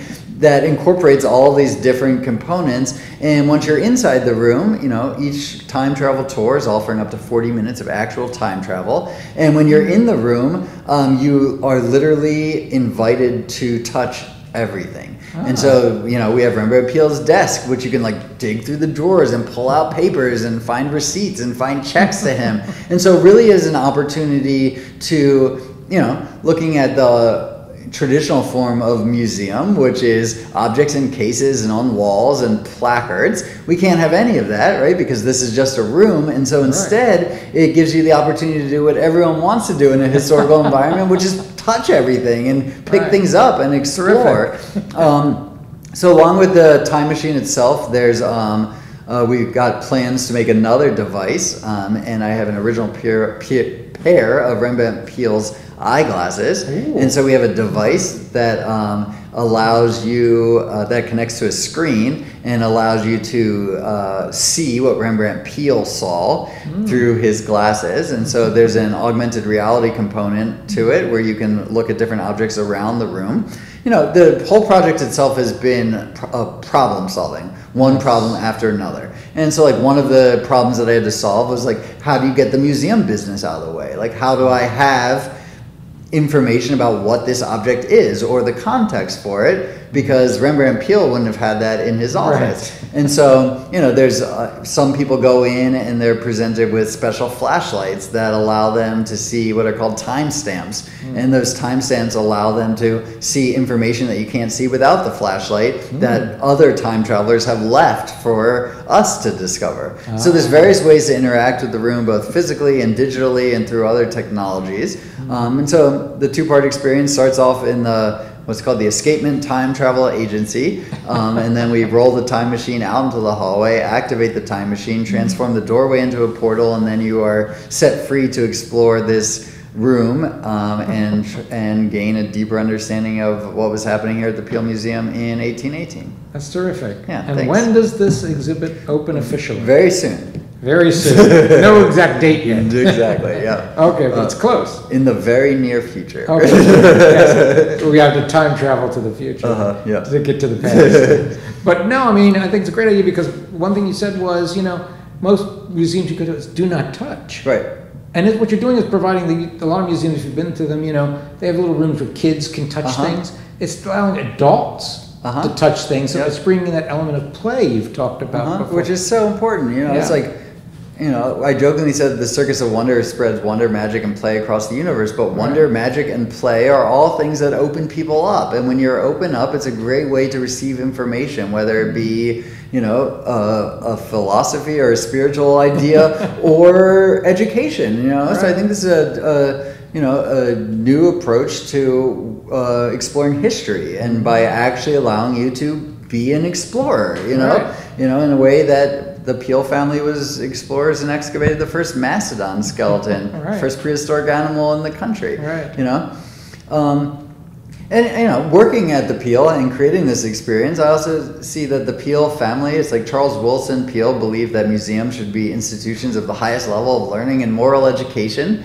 You know, and Rembrandt Peale built this building in 1814. He said, you know what, this is a business, you know, and Charles Wilson Peale spent his life soliciting public funds, and Rembrandt Peale raised private investment to build this building and was recouping his investment and paying back his investors through ticket sales. And when Rubens Peale took over the museum in 1822, he said, you know what, this isn't just business, this is show business. And so he started incorporating, it was like the origins of Barnum, you know, artifacts which may or may not have been genuine, and strange performers in the lecture hall, and you know. And so the Peale family and the history of this building and the Peales in general were always trying to find the balance between education and exhibition and entertainment. And they were saying, well, which one is it? And my thinking now is that the answer is it's all of it. It can be all of it. It can be entertainment, and it can be exhibition, and it can be education, all wrapped into one. And so it's fun to be sort of living out and replaying these conversations that the Peales were having, you know, 200 years ago here in 2018, and saying they were all right. It wasn't that one of them was right and one of them was wrong. They were all right. They just needed to combine it and, you know, and push all of that forward. So that's terrific. That's the thing. And I hope that people can find it, because I mean, a lot of people don't even know this building's here because it's on this little street here. You know, Holiday Street, and people don't usually go by here.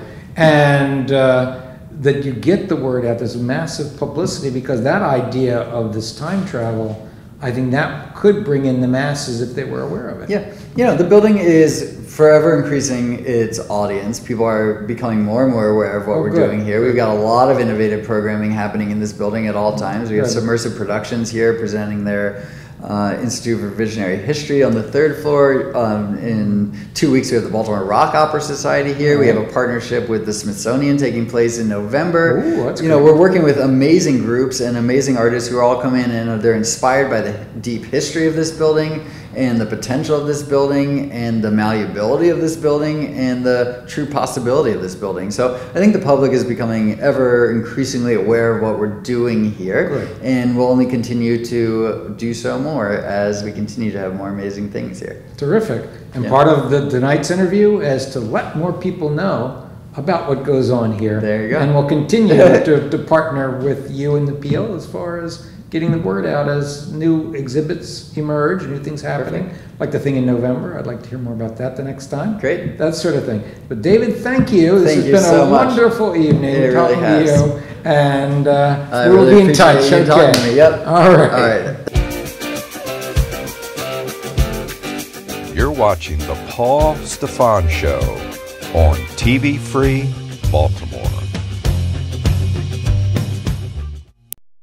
It's easy hiding my heroin habit from my parents.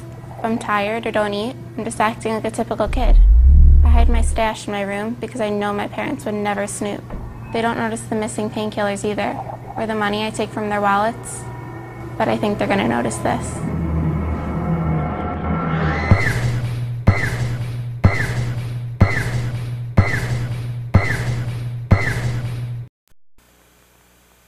All eyes, please, over ring number 3. And may we beg your indulgence. There are times when one wishes one hadn't requested confrontations of this sort. Trying to fly on the trapeze, playing a bad guy in a Western movie. Ladies and gentlemen, please join us in welcoming... Or trying as an overnight comic to get a laugh out of a tough Las Vegas audience. And she said, yes, but have you seen the water lately? And certainly one would have very serious doubts about becoming involved in this sort of confrontation. To become part of the violent profession of football, to throw oneself into a world where achievement and skill seem to run hand in hand with agony and frustration.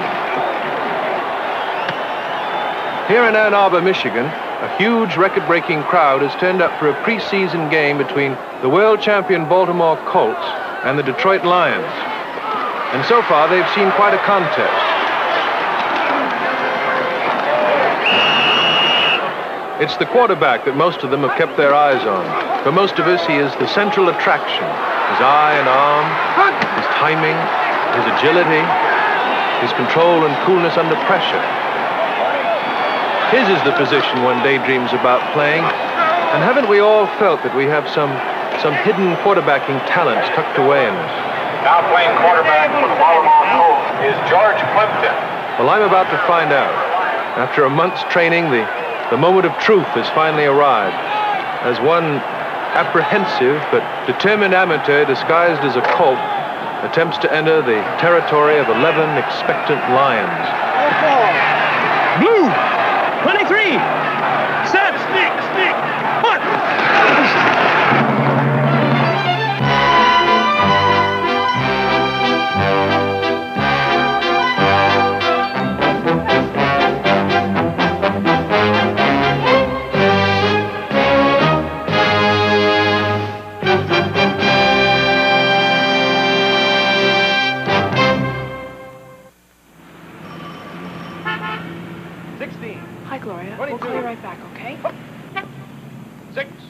15, 22.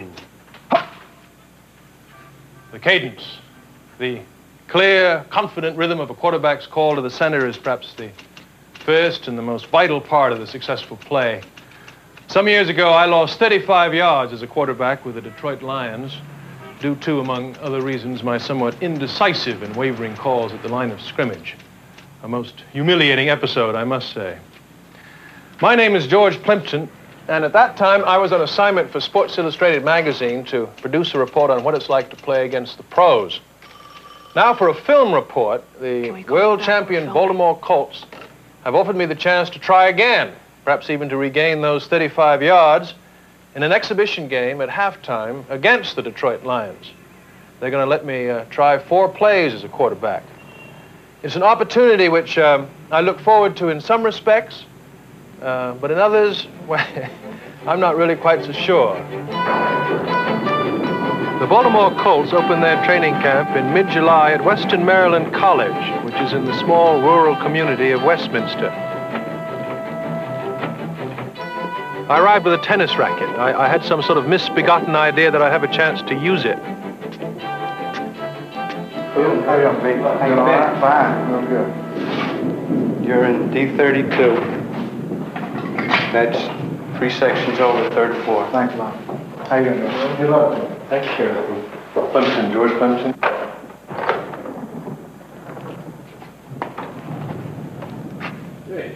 There are very few of the amenities at the Colt camp. Very much the Spartan atmosphere.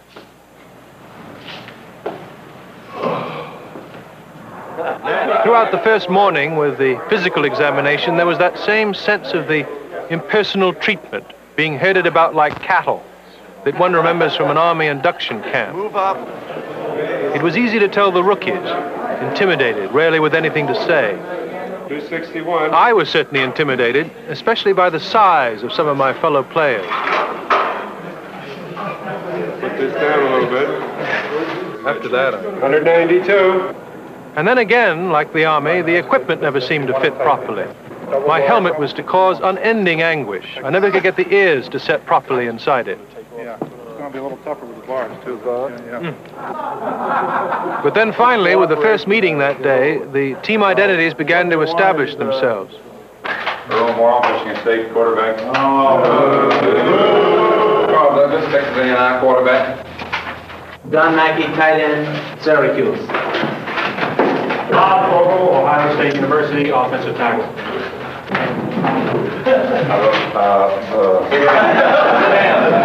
John Unitas, quarterback, University of Louisville. Pass offense and defense. As Coach McCafferty outlined the daily schedule, I found myself settled somewhat uneasily into a strange world with its new procedures, and as in most professions, even a special language that could raise a laugh, though I had no idea why. Defense will check the X and safety X.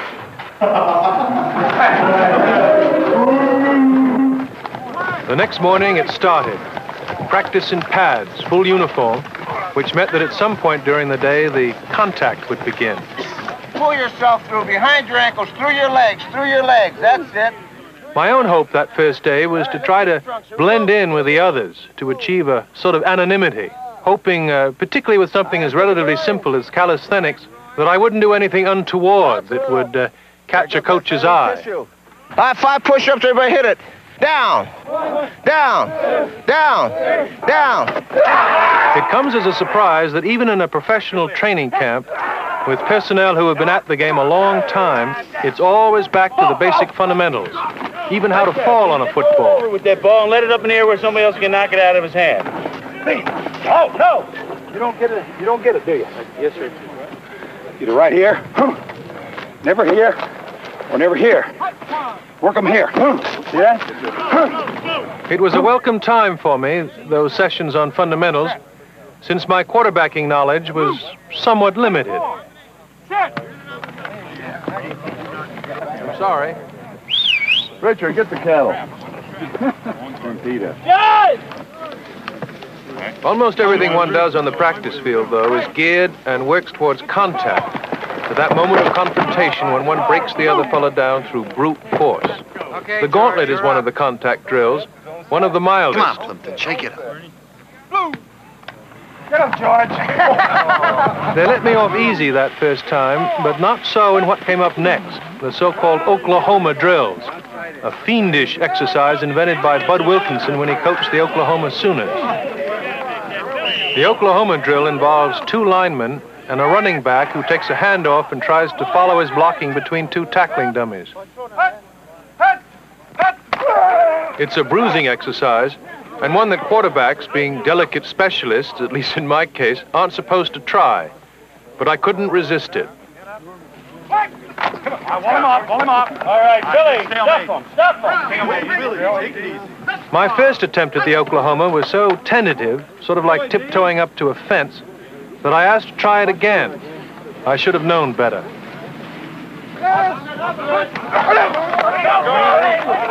I ended up with a dislocated thumb, and what's more, it was on my throwing hand. He broke. It's broken? Nope. No. Yeah, how the hell am I going to throw this thing? And that was the somewhat humiliating finale of that first morning of practice, ending up as the first casualty of the season. Okay, man, up the hill. Lunch at 12:30.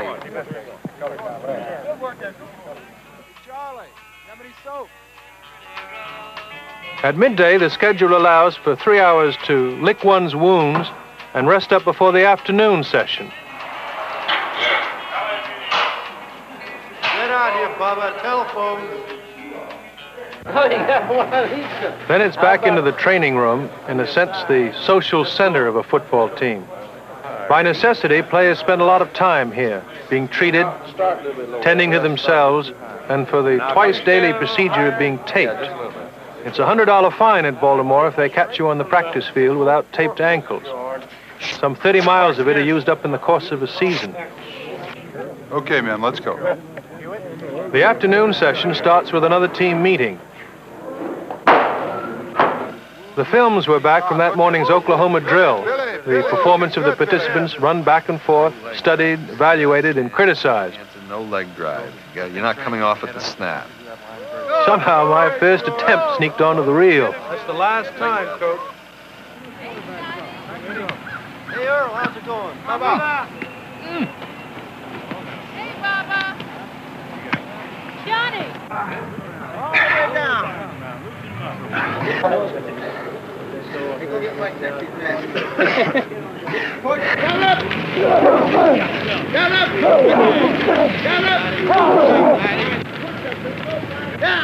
That afternoon, my bad thumb and the bandaged hand did not exactly enhance my attempts to blend into the background, nor did it do much for my quarterbacking skills. Blue! Sorry. Blue! I'm sorry. Sorry. I'm sorry. Now and then I was able to get advice from such great players as John Unitas. That was always helpful, but obviously they couldn't afford to spend much time on me. Blue! All right, call the formation and the play, and go to the hand. That's called 2 in the. Fortunately, I had a friend who could concentrate on me, John Gordy, an ex-Detroit Lion, who could give me the individual coaching I needed so desperately. The back is not going to, he's going to come straight from his position. Back carrying the ball is going to take the ball on the same side he's going of the hole. Yeah, right. So if it's the 24, it's going to be over there. I've got to turn like this and hand it to him like this, right? Right. Okay, 24, dive on 1. Green, 23, set, hut. Don't be afraid. Kick him in the ass and move him over there. Everywhere on the field, at different levels of intensity, similar coaching was going on. What is he going to do to you if you lay on him like that? He's going to be around you, right? Come on, learn. I was always conscious of the scrutiny, the eyes watching, the coaches. There wasn't a move made that wasn't observed and catalogued. And then the rookies watching, constantly evaluating their chances, checking the veterans to see if they could pick up some trick, some move that would be useful. And then the veterans, rather more contemplative perhaps, but still acutely aware of the activity out on the field. Always an eye out for the competition, rookies coming up, pressing them for their jobs. John, do you get much help from the veterans being a rookie? Well, I'm getting more and more. I'm not so much afraid to ask for it now. It's kind of a bad feeling when you don't know what's going on. Yeah, so you have to ask. Yeah. You find that they're jealous of their positions, or do they really give you all they can? I think they're kind of secure and they don't mind helping me. Don Nottingham was the last rookie of the NFL draft, picked 441st, but actually a player who would eventually make the team. Well, so maybe I can pick this game up after all. There were always veterans who made a point of trying to help the rookies as much as they could. Bill Curry, the first-string center. It's the hardest thing to break. The secret is in the hands. See, he's trying to beat you one way or the other. You actually regain your own balance by punching him. It's perfectly legal. You're allowed that. It's here, whichever side he's trying to beat you. You get your balance back here. Back over here and you keep your nose about the height of his numbers. And then finally that afternoon, the last drills of the day, what are called the gassers, running the width of the field back and forth. The first-string quarterback, gimpy from an Achilles heel operation, followed by the last-string quarterback, just plain tuck it out.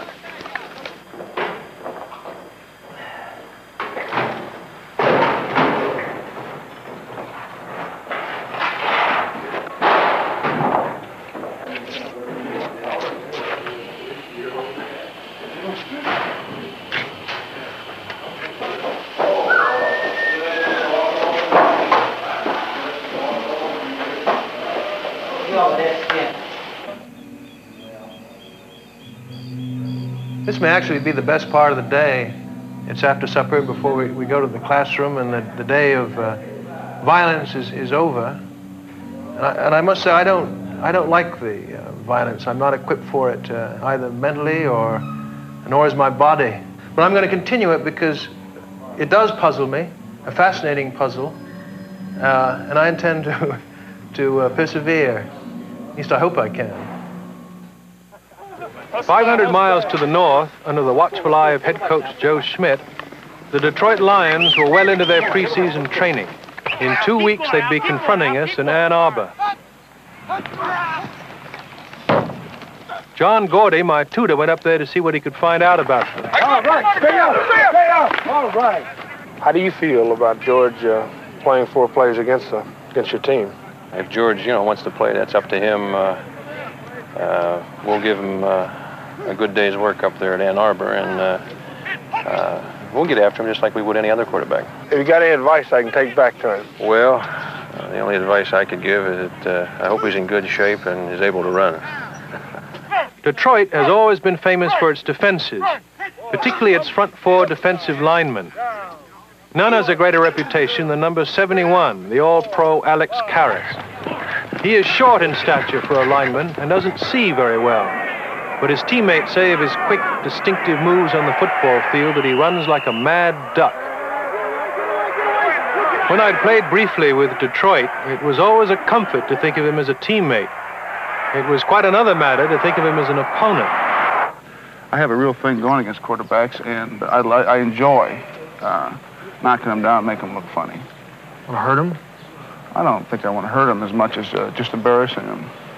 It's because of my background and because I feel that they're altogether different than I am, and I hate to say they're sissies, but that's just about what I think about. How do you then feel about playing against George? George I'm sure, had recitals when he was a child. I've seen him play the piano, and I know he must have been on many, many picnics with his mother and father, so I'm not going to have that much problem getting up to play against a guy like George Plimpton. Although we're good friends off the field, of course, my whole life has been football. I'm a very violent guy on a football field, so that's not going to interfere at all, just because I know him, just because my son's named after him. George Plimpton to me, if I can get a piece of him, I'm going to. And I don't know if I want to maim him, but... 34. Wham, trap, hut. The great paradox of football is that the violence, the brawn, is coupled with so much brain work, and that really far more of the professional football player's time is taken up with study and classroom work. This is our interception ball. If they throw that old cut on us, they're throwing it to the strength of our combination defense. We'll just let the linebacker go. Of course, that arcane language, all those circles and crosses and arrows, ultimately have to be translated into action down on the field. He makes it easy for himself. I had 10 or 12 plays to work from, of which a final choice of 4 would be made to throw against Detroit. The most complex of them was a bootleg play, which to be able to repeat in the huddle was like memorizing a difficult poem. Hike right, split, fake, 39, flow, bootleg, right, off end, come back, 18. Ready? Look right, check, on 1. Ready?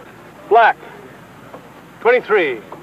Set. It's a peaceful enough pursuit, working out plays and theory and running patterns on the practice field. You're kidding. But finally one has to commit them to action, to the physical violence that essentially is what football is all about.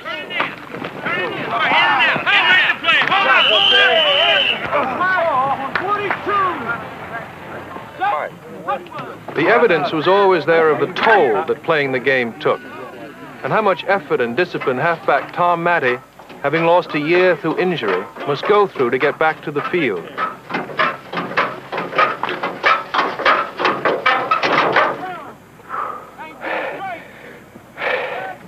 Your mental toughness is doing things you don't like to do. That's when you have to do them. You know you have to do them. It's just like pushing this sled around here. I've got to do it or my legs won't get in shape. I don't want to do it. But mentally and physically, I have to. So, you just listen to what these trainers had to say. And you'll come out in the long run a lot better off if you try to do it on your own. If I end up with one injury, it's going to be a squashed ear, John. Well, you'll be lucky. Looking back over 11 years, George, I twisted my Achilles, 3 ligaments and 1 cartilage, full groin, which you play with anyway, full muscles, 2 hip pointers, 2 broken ribs, and 2 ribs where the cartilage was torn off the bone, an elbow operation, the neck brace, the 6 concussions, 10 stitches here, 5 here, and 10 here, 4 teeth out, and that's about it. You just keep it. There is so much pain, so much time spent in repair, and indeed perhaps it was because of my own ravaged thumb that I really had to question the fundamental need for it all. Bill Curry, for one, the veteran center. Do you enjoy smacking somebody? Well, there's an old line that Duffy Daugherty is supposed to have coined, George, that football is not a contact sport. Dancing's a contact sport. Football is a collision sport. And I suppose that sort of goes along with one's basic philosophy. I think that man is by nature a violent creature, and anybody who's read history can see that that's true. And to overcome an opponent, surely there's a satisfaction there, and that's I think, the basis for being a lineman in football. I think that it serves the same purpose for our society in that people can vicariously experience the violence of 22 people on a field in a controlled situation with rules, so that it's a very healthy and a very human thing. Well, to be honest, I like to think of myself as a gentle person, but I am violent, yeah. You couldn't be a lineman in pro football and not be violent. I enjoy the collisions and the contact, maybe a little more than I'd like to admit. And I think it's a basic tendency that no good can... Bill Lasky plays linebacker for the Colts, a roving defensive position which has particularly destructive tactics. Sure what I do. Bill, the clothesline, I guess you literally try to knock someone's head off, don't you? But I suppose it actually did come off and was rolling there on the ground. What would your emotions be? Well, some people may feel bad.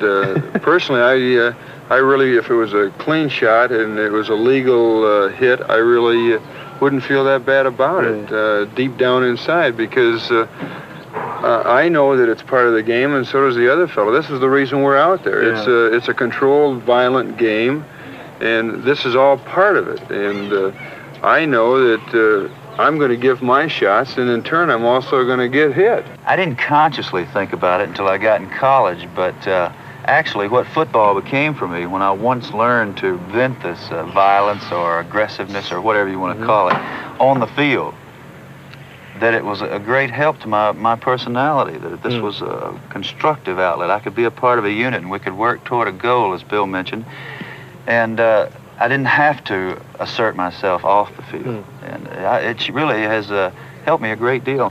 What is the high point of that week? I kept after it, trying to resolve what the pleasures were. From Dan Sullivan, who's been playing offensive guard for 10 years. Excitement getting ready for it? I think it's the game itself is the big thing, because it's not like baseball or hockey or basketball or some of the other professional sports that they play 2 or 3 nights a week or 3 nights a week or more than that even. They don't really have that much time in preparation for each game. And I'm starting to think about Alex Karras right after the last game I just played. If I have to play Karras this week, I was thinking about him Sunday night. You don't have time for one beer after a game, and that's about it. You start thinking about someone else, and you're anticipating the things that he's going to do to you, and the things that are on your plans for the week. And when you execute those things and they come out well at the end, you have a great satisfaction. How many times have you actually, in those 10 years, have you actually handled or touched the ball?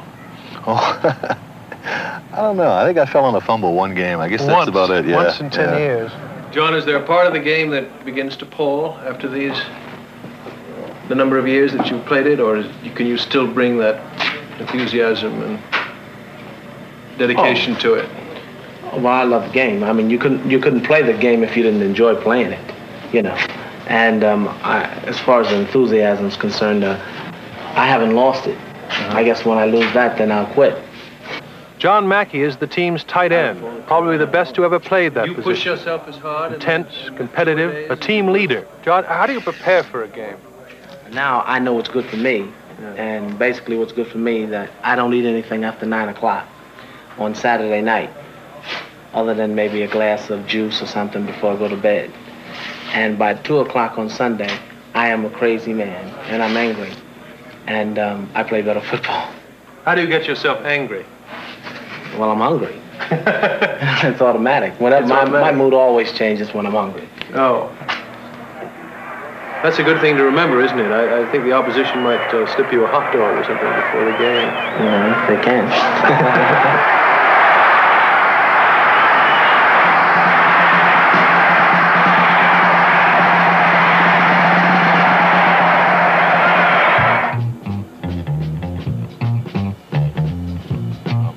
It isn't food or the lack of it that the great defensive end Bubba Smith thinks about before a game.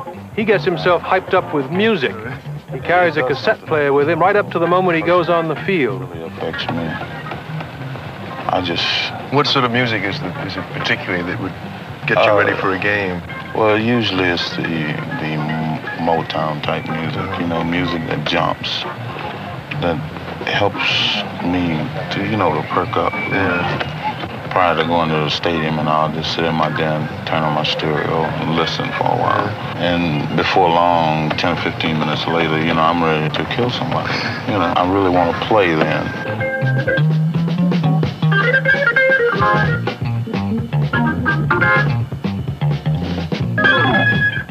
Hey, it's beginning to rain a little bit. Practice goes on, though, nonetheless, doesn't it? Oh, it could snow out there, and we'd still be practicing. What is it that you love about football best, Bubba? The thing I love about football best is the fact that that's all I know. What about the other side of the coin? The part of football that I don't like is the part that I'm going through now. That's training camp. Because you're isolated. It's a big nothing town. Nothing to do. You go to practice, you come back, you go to practice, you come back, you in meetings, practice, sleep. Meeting, practice, sleep. That's all you ever do. There is one day during training camp when that dull regimen is broken. Big barbecue feast on the outskirts of town. It's followed by what is a ritual in almost all the NFL camps, the rookie show. It's a night of beer, both consumed and thrown. How's the game going, Goop? It's a theatrical extravaganza for the coaches and veterans put on by the rookies themselves.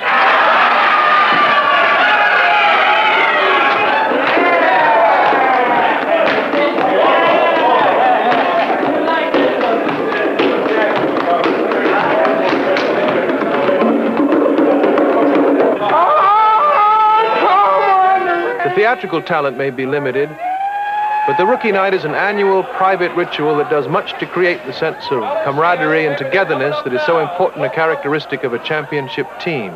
There's Don McCafferty. The easy rider, they call him here. It was a strong bond between all of us that night, and it was good to be a part of it.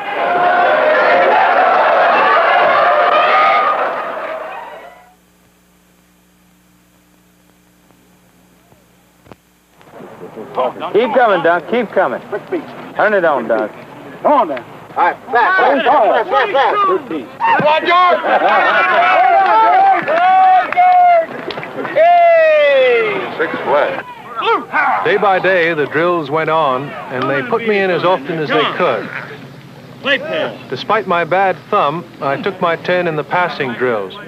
We had a live scrimmage coming up in a day or so when I would put my plays to the test, and I needed all the practice and help I could get. Blue, 13, set, up. Oh, that's perfect. That's got a job. That's the way it's got to be. Your hand off me. And of course, John Gordy kept after me, drilling me over and over. Inevitably, I kept glancing over at John Unitas, as if I could pick up his quarterbacking skills by osmosis. Sidelined by an injury, he kept to himself, but practicing endlessly. In the NFL, 2 or 3 players are known as the main man. Number 19, Unitas, is one of them. An unknown from the Sandlots of Pittsburgh who became football's greatest quarterback. His presence on the field simply lifts a team, not only by his physical skills, but through his capacity for authority. You can't believe him what he's called is going to be any good.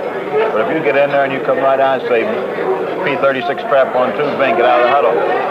Even if the play doesn't work, I mean, the defense might be stacked against it because you called it with such authority. They're going to go out and make it work. Well, I've got to do this scrimmage on Saturday. What do you think I should keep really foremost in my mind? Don't do it. Well, now we've gotten rid of that. John, you're a winner. How do you feel when you lose? I don't really feel hurt that we lost. I get disgusted with myself because I didn't call the game properly, or I had a bad day throwing the football. And this is the only thing that disgusts me. I don't get mad at anybody outside of myself particularly, because I just felt that if I do my job and I call the game right, if I put the ball where it's supposed to, we're going to win. No one's going to beat us. Well, in talking about quarterbacking, perhaps the Colt player I was closer to was halfback Tom Matty. He'd been thrown into quarterbacking with an abruptness quite like my own. In 1965, he was suddenly handed the job after injuries to both Unitas and Quazzo. A complete novice, he caught the fancy of the country as he came within a hair's breadth of taking the Colts to the championship. I think I had more fun at that position than I've ever had in football because the players rallied behind me. They knew how inadequate I was at playing the quarterback position. What was it like that first time up, Tom? Well, we had to prepare against the Los Angeles Rams, who at that time had the fearsome foursome. And a good story I used to tell about it was when I first came up to the line of scrimmage, you know, you're under that center a little bit, and you're bending those knees, getting down in a crouch position and everything. And when I came up and they were bent over in their stance, I still couldn't see their defensive backs. They were that big because they were all about 6'6", 6'8", and about 260, 270, 280. And half of them could run faster than I could, which scares you a little bit. So you're looking right above the right into these guys' eyes, you know, and they growling and snorting at you a little bit like the cattle do, as we call them. Did you find that your character changed being a quarterback? No, I was still the jovial type of little fat halfback, they call me. And there was more levity. There was more of a relaxed feeling around our ball club at that particular time than any time that we've ever played, I think. When you're a quarterback, you're going to have a little nervousness in you. Try to just relax, get that ball under control, and after you get hit that first time, it's all over, and you're gonna be just one of the guys then. Yeah. And I think that the only thing I can say is just go out there, enjoy yourself. Yeah. We'll area block the backside. A good live scrimmage would indicate how much enjoyment I could get out of quarterbacking, and the day of it came all too soon. And it might even be one of the plays that George Plimpton will run with our team when he's in there on a scrimmage. I understand you're going to run a few plays today. Yeah, I'm going to run about 3 of them, I think. Mike Curtis was the middle linebacker I'd be going up against shortly. The Animal, they called him. And it was not easy to forget his Cheshire Cat grin as we went down the hill for my big afternoon. The news of a live scrimmage brings the crowds out, and there was a fresh sense of excitement and anticipation. My time would come at the last 3 plays of the day. Left, 3.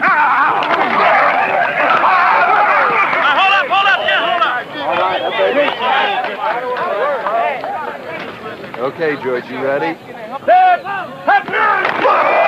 the end of the practice, my moment came. 3 plays. Call whatever you want, George. Okay, we go. Blank right. Watch it, you're going to get run over right there. Come on, Curry. Ride 38, sucker on 1. Hey, ho! All right. Watch out for a run. Plimpton can move. Watch it. Hold up, right here. 15. Set. Hut. The ball was knocked out of my hands by my own guard, pulling to block, and we'd gone backwards 10 yards.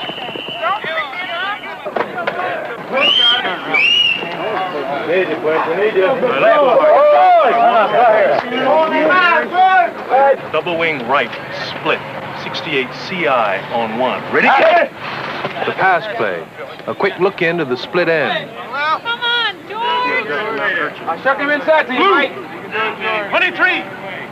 Set. Hut. Inside, Mike.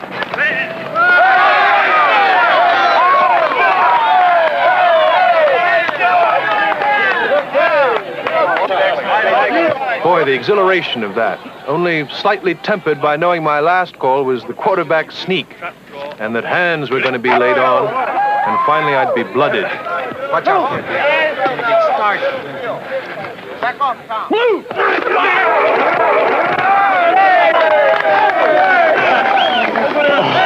You okay, George? I'm alive.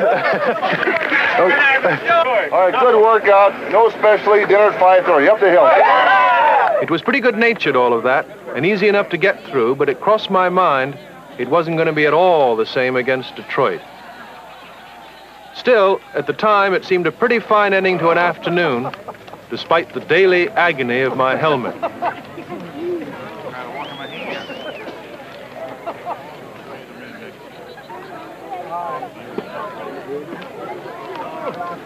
Our receiver doesn't have it out there. Having checked me out in the scrimmage, Coach McCafferty selected the 4 plays I'd use against the Detroit Lions. Right or left? To the left. All right, the 4th play, and we were talking about a possibility of bootleg, but after time you in the 40, there's no way you're going to get around that end. No matter who you fool, they'll catch up with you. So we'll settle on a quarterback draw. Both the center and left guard will step back 1 step, and center blocks left. Left guard will pull and trap Karras. We save the fourth one to last, because for the reason I told you before. If you run in the first play, you might not be around for the other three. It's good to hear, Coach. Good luck. I'm going to need it. With the Detroit game just 2 days away, it wasn't easy to stick to one's room with that on one's mind, and most of the Colts would collect at a nearby pizza palace. But of course the talk never strayed very far from football. What about psyching oneself up for a game? Does everybody have more or less the same rituals, or are they completely different, I suppose? What do you do, Pooh? I drink a few beers before I go to bed, and I just relax and try to stay relaxed and try to think about the game as much so I don't get real nervous and don't get hurt. I'm not like Alex Karras, goes hitting lockers before the game or something like that. Oh, yeah. You know, He usually vomits before a game. You know, from the standpoint of weakness, vomiting wouldn't have any effect on you during the game because, you know, it takes 4 hours for food to get into your system anyhow to provide energy. So anything that's on your stomach before the game is just extraneous. You really don't need that way. So I guess technically that could be helpful.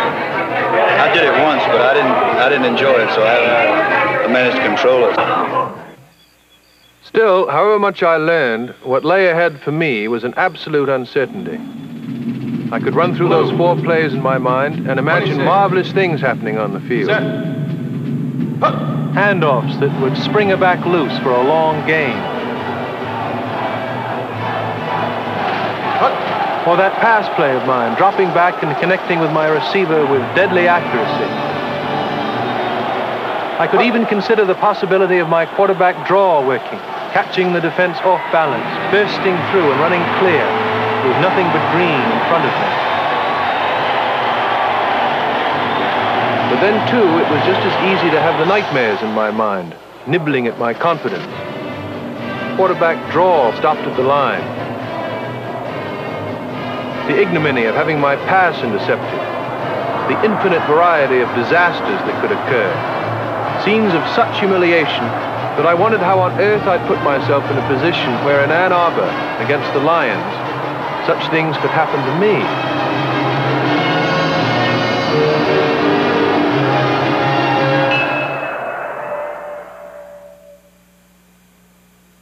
Plimpton, the great quarterback sneak, is being brought to you by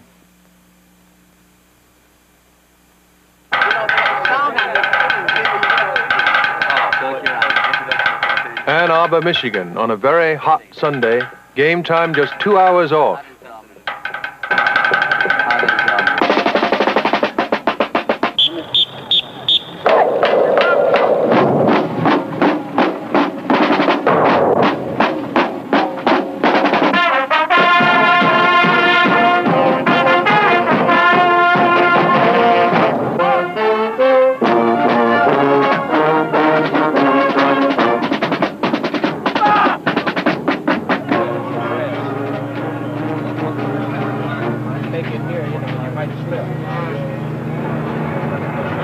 Well, right now, you know, I'm thinking about the game. I know it's, it's going to be extremely hot out there, and I know I got to this tackle I have to face. I have to go all out, to get by.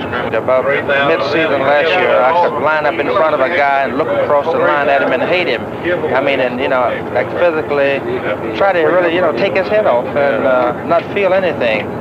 Whereas before that, I couldn't do that, and it reflected in my play. Hey, Earl, how's it going? Security guard, go to gate 21. Security guard, gate 21. on color. Ready?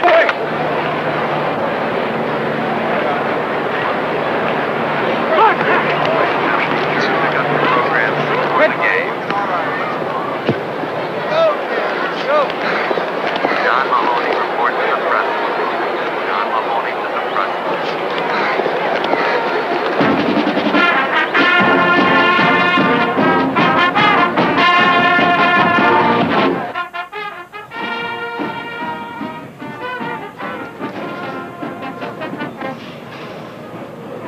Right now I'm trying to hold back and save the energy since it's such a hot day. I'm trying to hold back now. any nervous energy I might have because I'll need it on the field. I'm always afraid that I'll miss an assignment or something, that I'll lose a game, or something like that, and I don't want to ever do that. It's humiliation, isn't it, which is the big thing that one wants to avoid? Well, it's letting your teammates down. You know, they're expecting you to break your ass out there, and so you got to do it for them. And for yourself, of course. But just don't get nervous, George. 4 plays, they can't get to you. Don't worry about it. They do, just fall on the ground.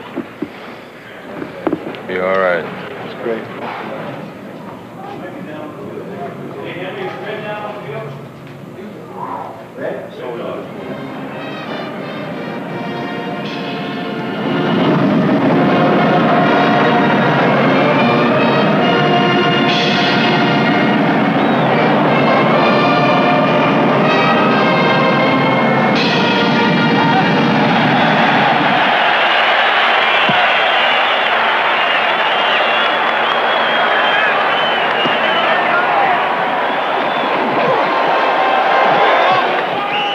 Well, my confrontation was almost at hand.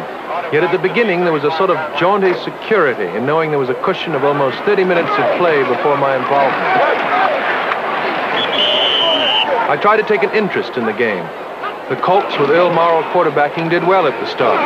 Perhaps when the time came, their success would be infectious, and I could latch on to their momentum.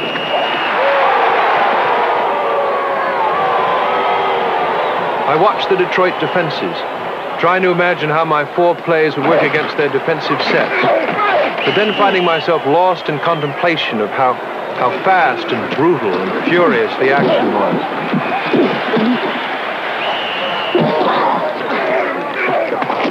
Karras seemed to be having an especially good game. The chances of trapping him on my first play suddenly seemed so remote, but I kept rehearsing it. Blank right split, dive 38 sucker on 1. Trying to set the play firmly in my mind so that no amount of pressure could unsettle me. Time began to move in great gulps. I kept wishing it would move forward 1 full hour, so that whatever happened, however disastrous, it would be safely in the past. On the bench, in that strange atmosphere of urgency and confusion, there was very little communication. My teammates, faces by now so familiar to me, seemed locked into their private worlds. I kept glancing up at the clock and at Coach McCafferty.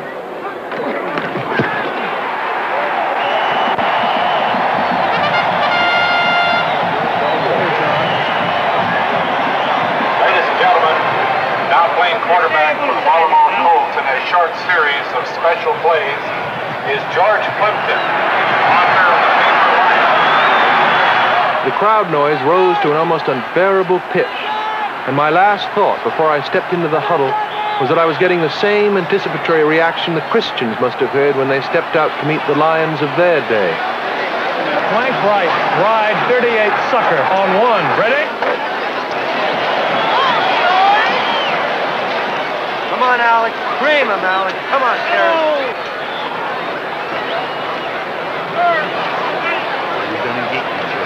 The first play, a simple handoff. Everything looked right. But suddenly Karras shifted, filling the hole where my ball carrier was to go. I had no way of changing the play. 23, right, set, hut. Nearly fumbling in my anxiety, I had no choice but to send Nottingham to his doom. But then this. A penalty flag went down. Personal foul. You got a flag, keep falling out of your pocket, you bum. Detroit raised a big fuss. But clearly it was a correct call. Something certainly hit me.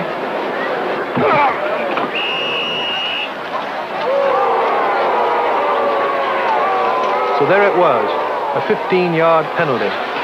It wasn't my idea of how to pick up yardage, but perhaps the next play, which was supposed to blow through Karras, would be run with more style. Come on, let's move it now. Okay, flank right split, 34 wham on 1. Ready?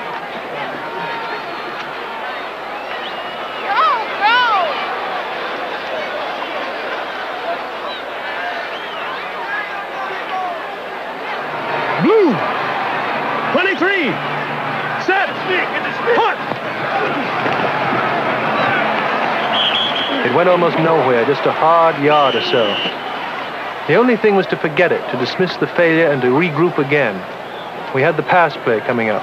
Double wing, right, split, 68 CI on 1. Ready?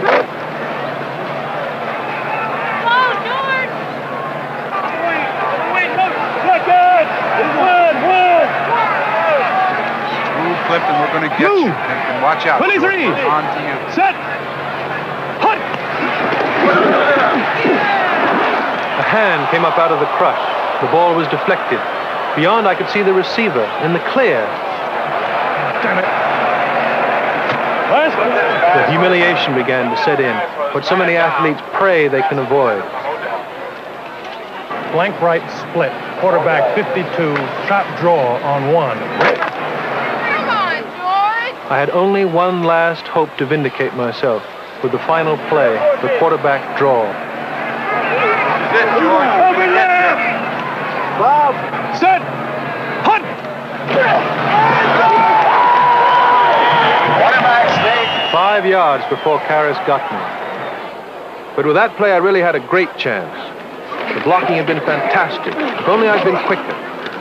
For an instant, there had been just green in front of me. Are you hurt? No. Thank you. The crowd was sympathetic enough, and really I suspect they were comforted by my difficulty. It was in the proper order of things that the amateur fared badly in that company. Still, the walk to the locker room was an awfully long one. Thank you, Coach. George. That way, Alex. Really got him, George.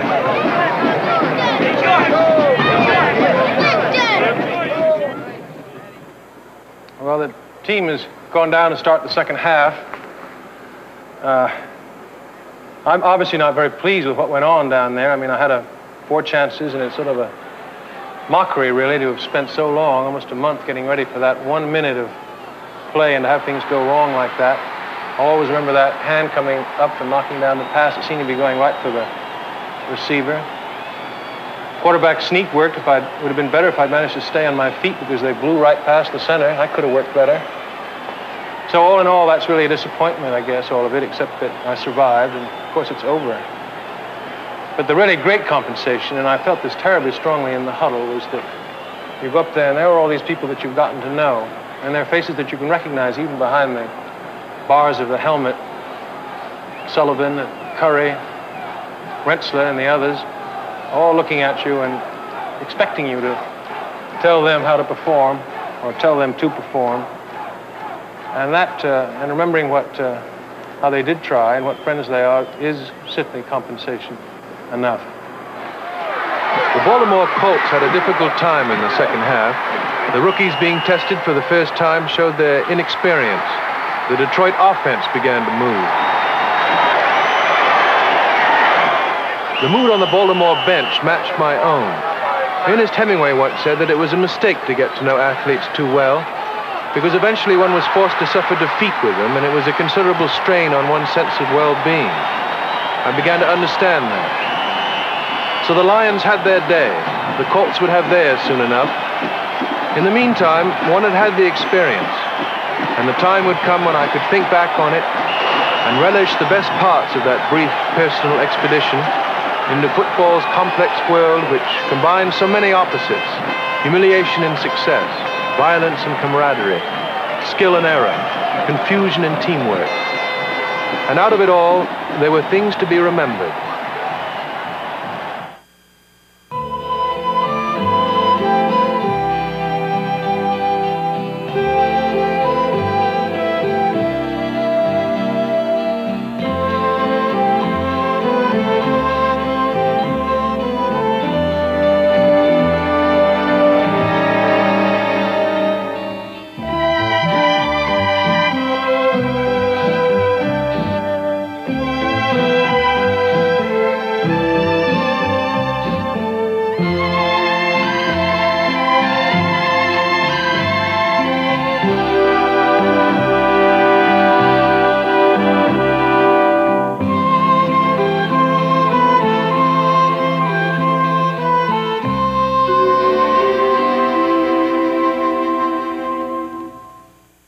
Hello, I'm Steve Darnall, the publisher of Nostalgia Digest, and you're watching TV Free Baltimore. Well done.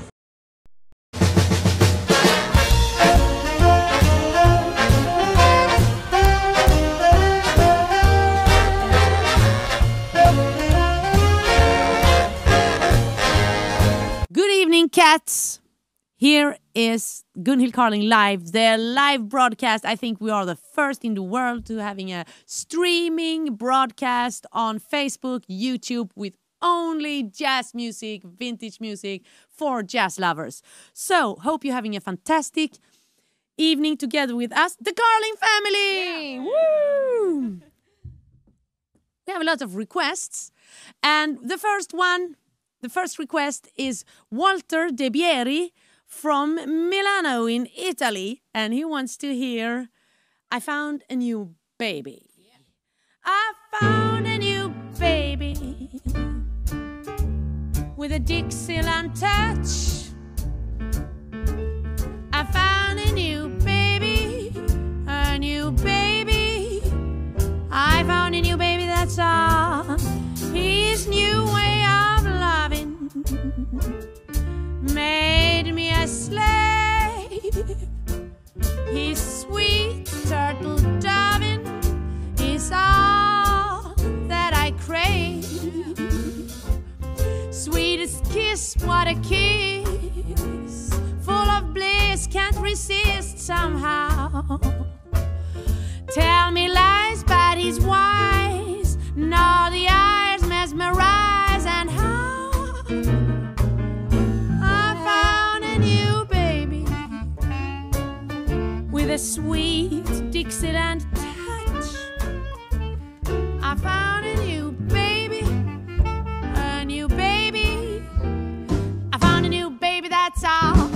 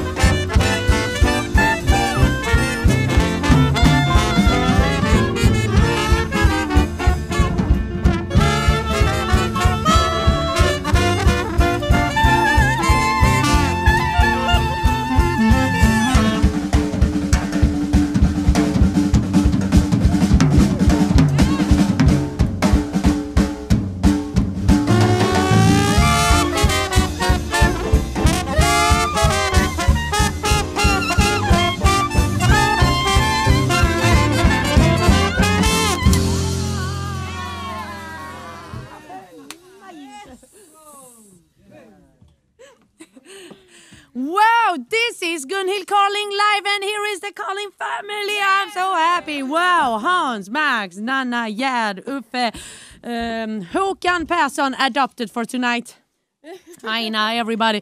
We're going to change a little bit the instruments because next song is Dinah, and the song after that is I Covered the Waterfront, and here is a greeting to the great Louis Armstrong House Museum.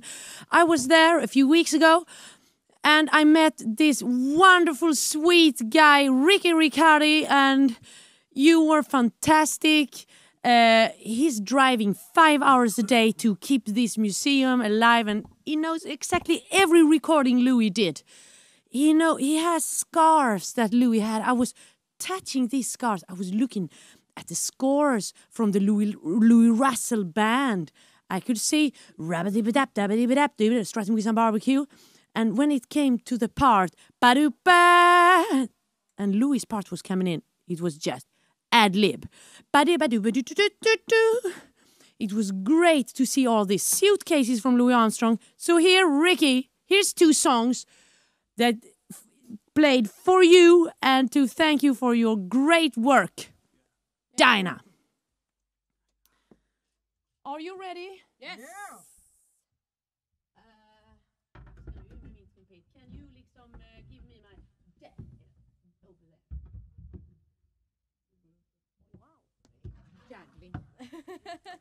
Wow. 1, 2, 3, 4.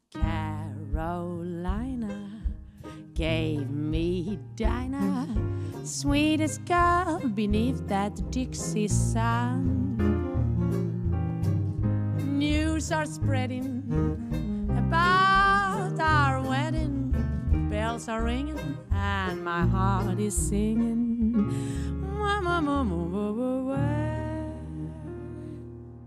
Come on, 1, 2, 1, 2. Oh, Dinah is one finer in the state of Carolina.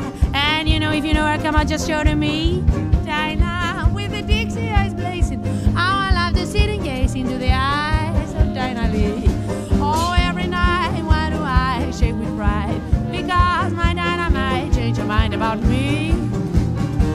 Dinah, if she wanted to China, would hop an ocean liner. Yeah.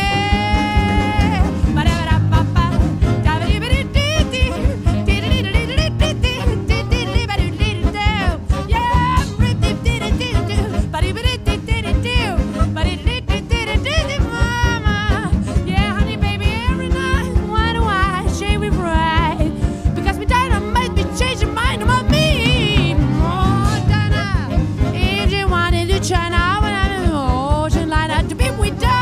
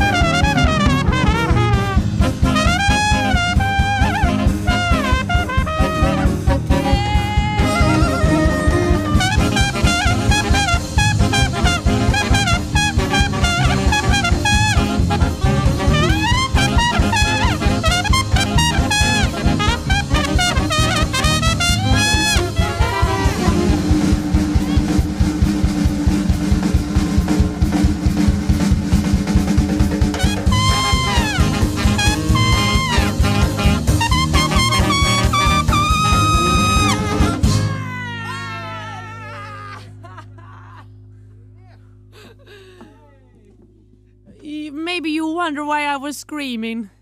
I can tell you, for those who play trumpet, I took this high F, and I mean, it's so rare. I had to scream. Wah!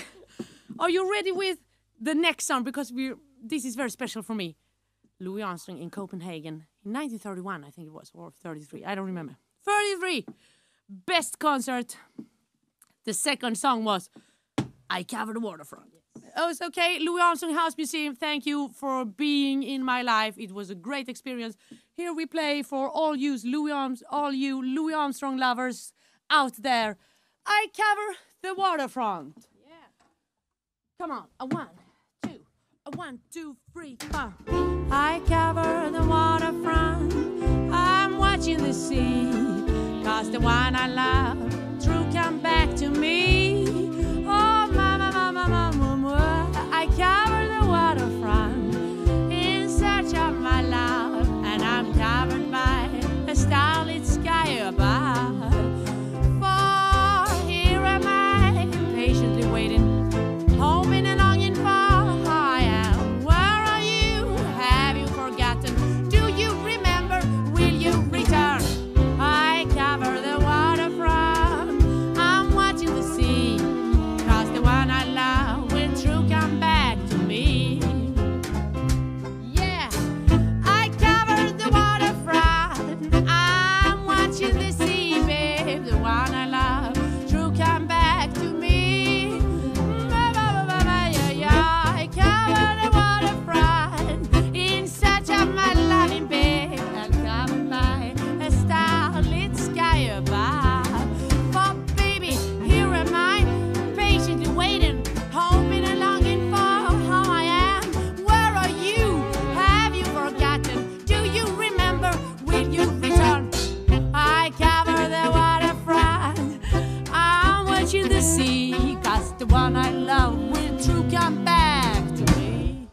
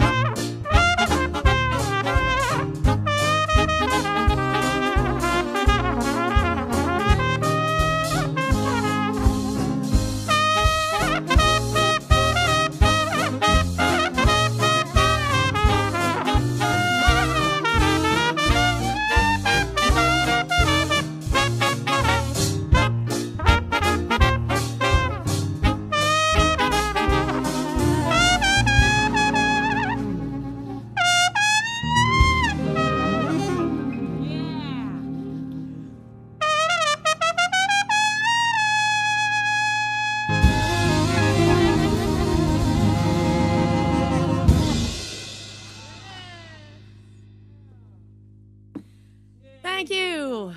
You're listening to Gunhild Carling live, direct from Studio Savoy. We're broadcasting every Sunday evening. Here goes a clip from one of our great shows.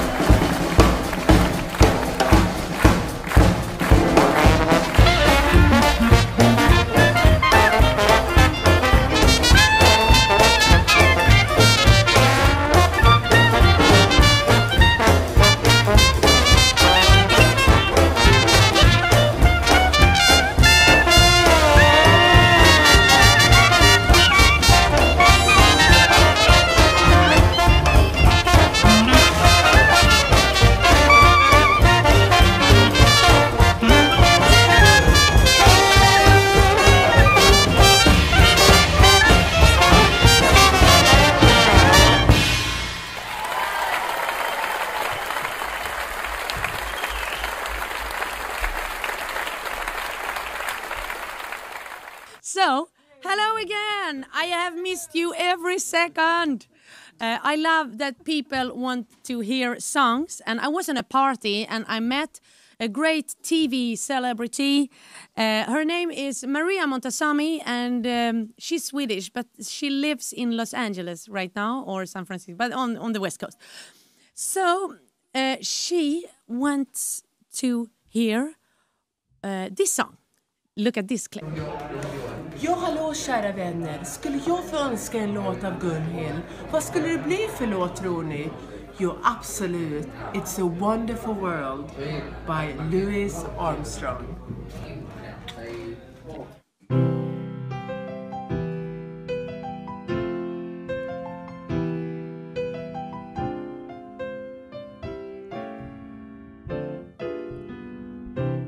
I see trees of green, red roses too.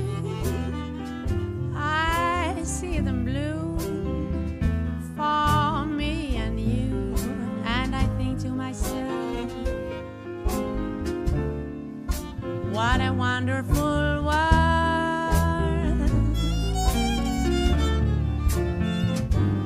I see skies of blue and clouds of white, bright blessed days, dark sacred nights, and I think to myself, what a wonderful world. The colors of the rainbow, so pretty in the skies, also on the faces of people going by.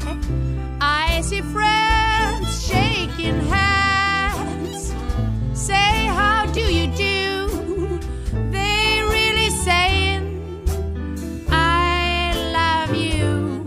I hear babies cry, I watch them grow, they learn much more than I'll ever knew, and I think to myself, what a wonderful world.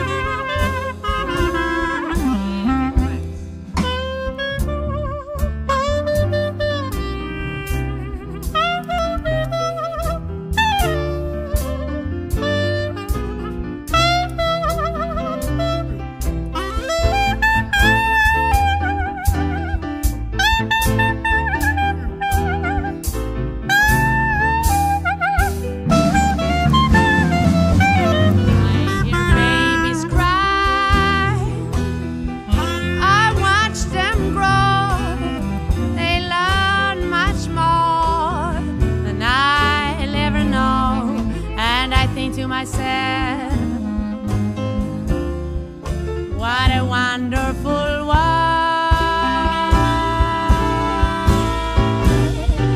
Yeah, I think to myself, what a wonderful world.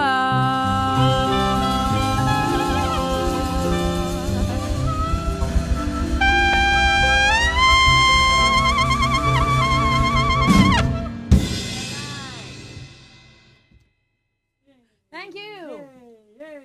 Thank you, everybody. We're going to play now. Next request is When You're Smiling, because one of our listeners, Chris Morrison, he wants to hear Ulf sing and play on When You're Smiling. Can you do that, Uffe? Nice. Trumpet, vocal. And then we have to invite a drummer because now Ulf the drummer is going to be here. So, Linnea, please join us on the drums. Woo! Can I hear a scream for this new... Okay, I have to take the trombone. That was a scream, I heard it.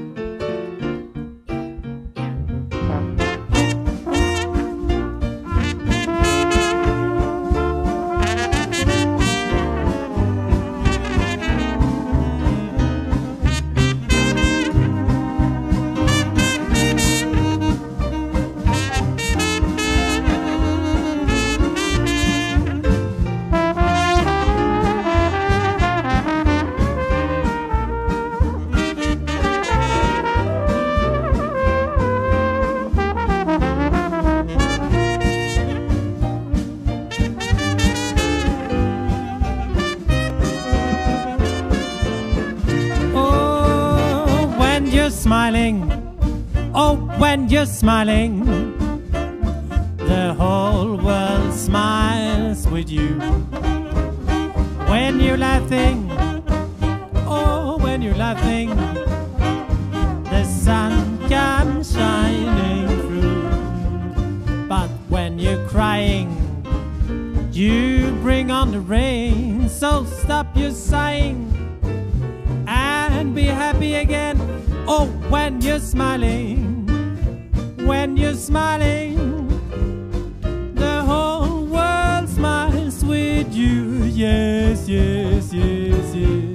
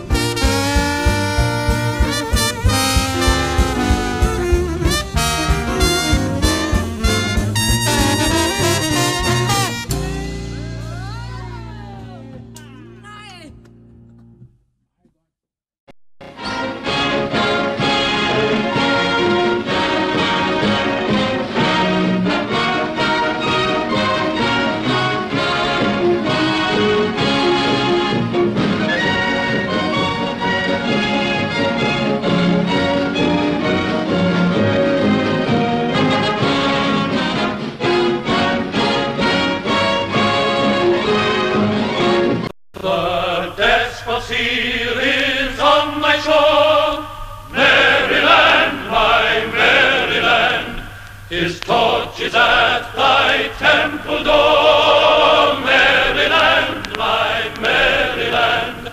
Avenge the patriotic roar that fleck the streets of Baltimore, and be the battle queen of yore, Maryland, my Maryland. Thou wilt but cower in the dust, Maryland, my Maryland, thy beaming sword shall never rust, Maryland, my Maryland. Remember Carol's sacred trust, trust, and always numbers with the just. Maryland, my Maryland.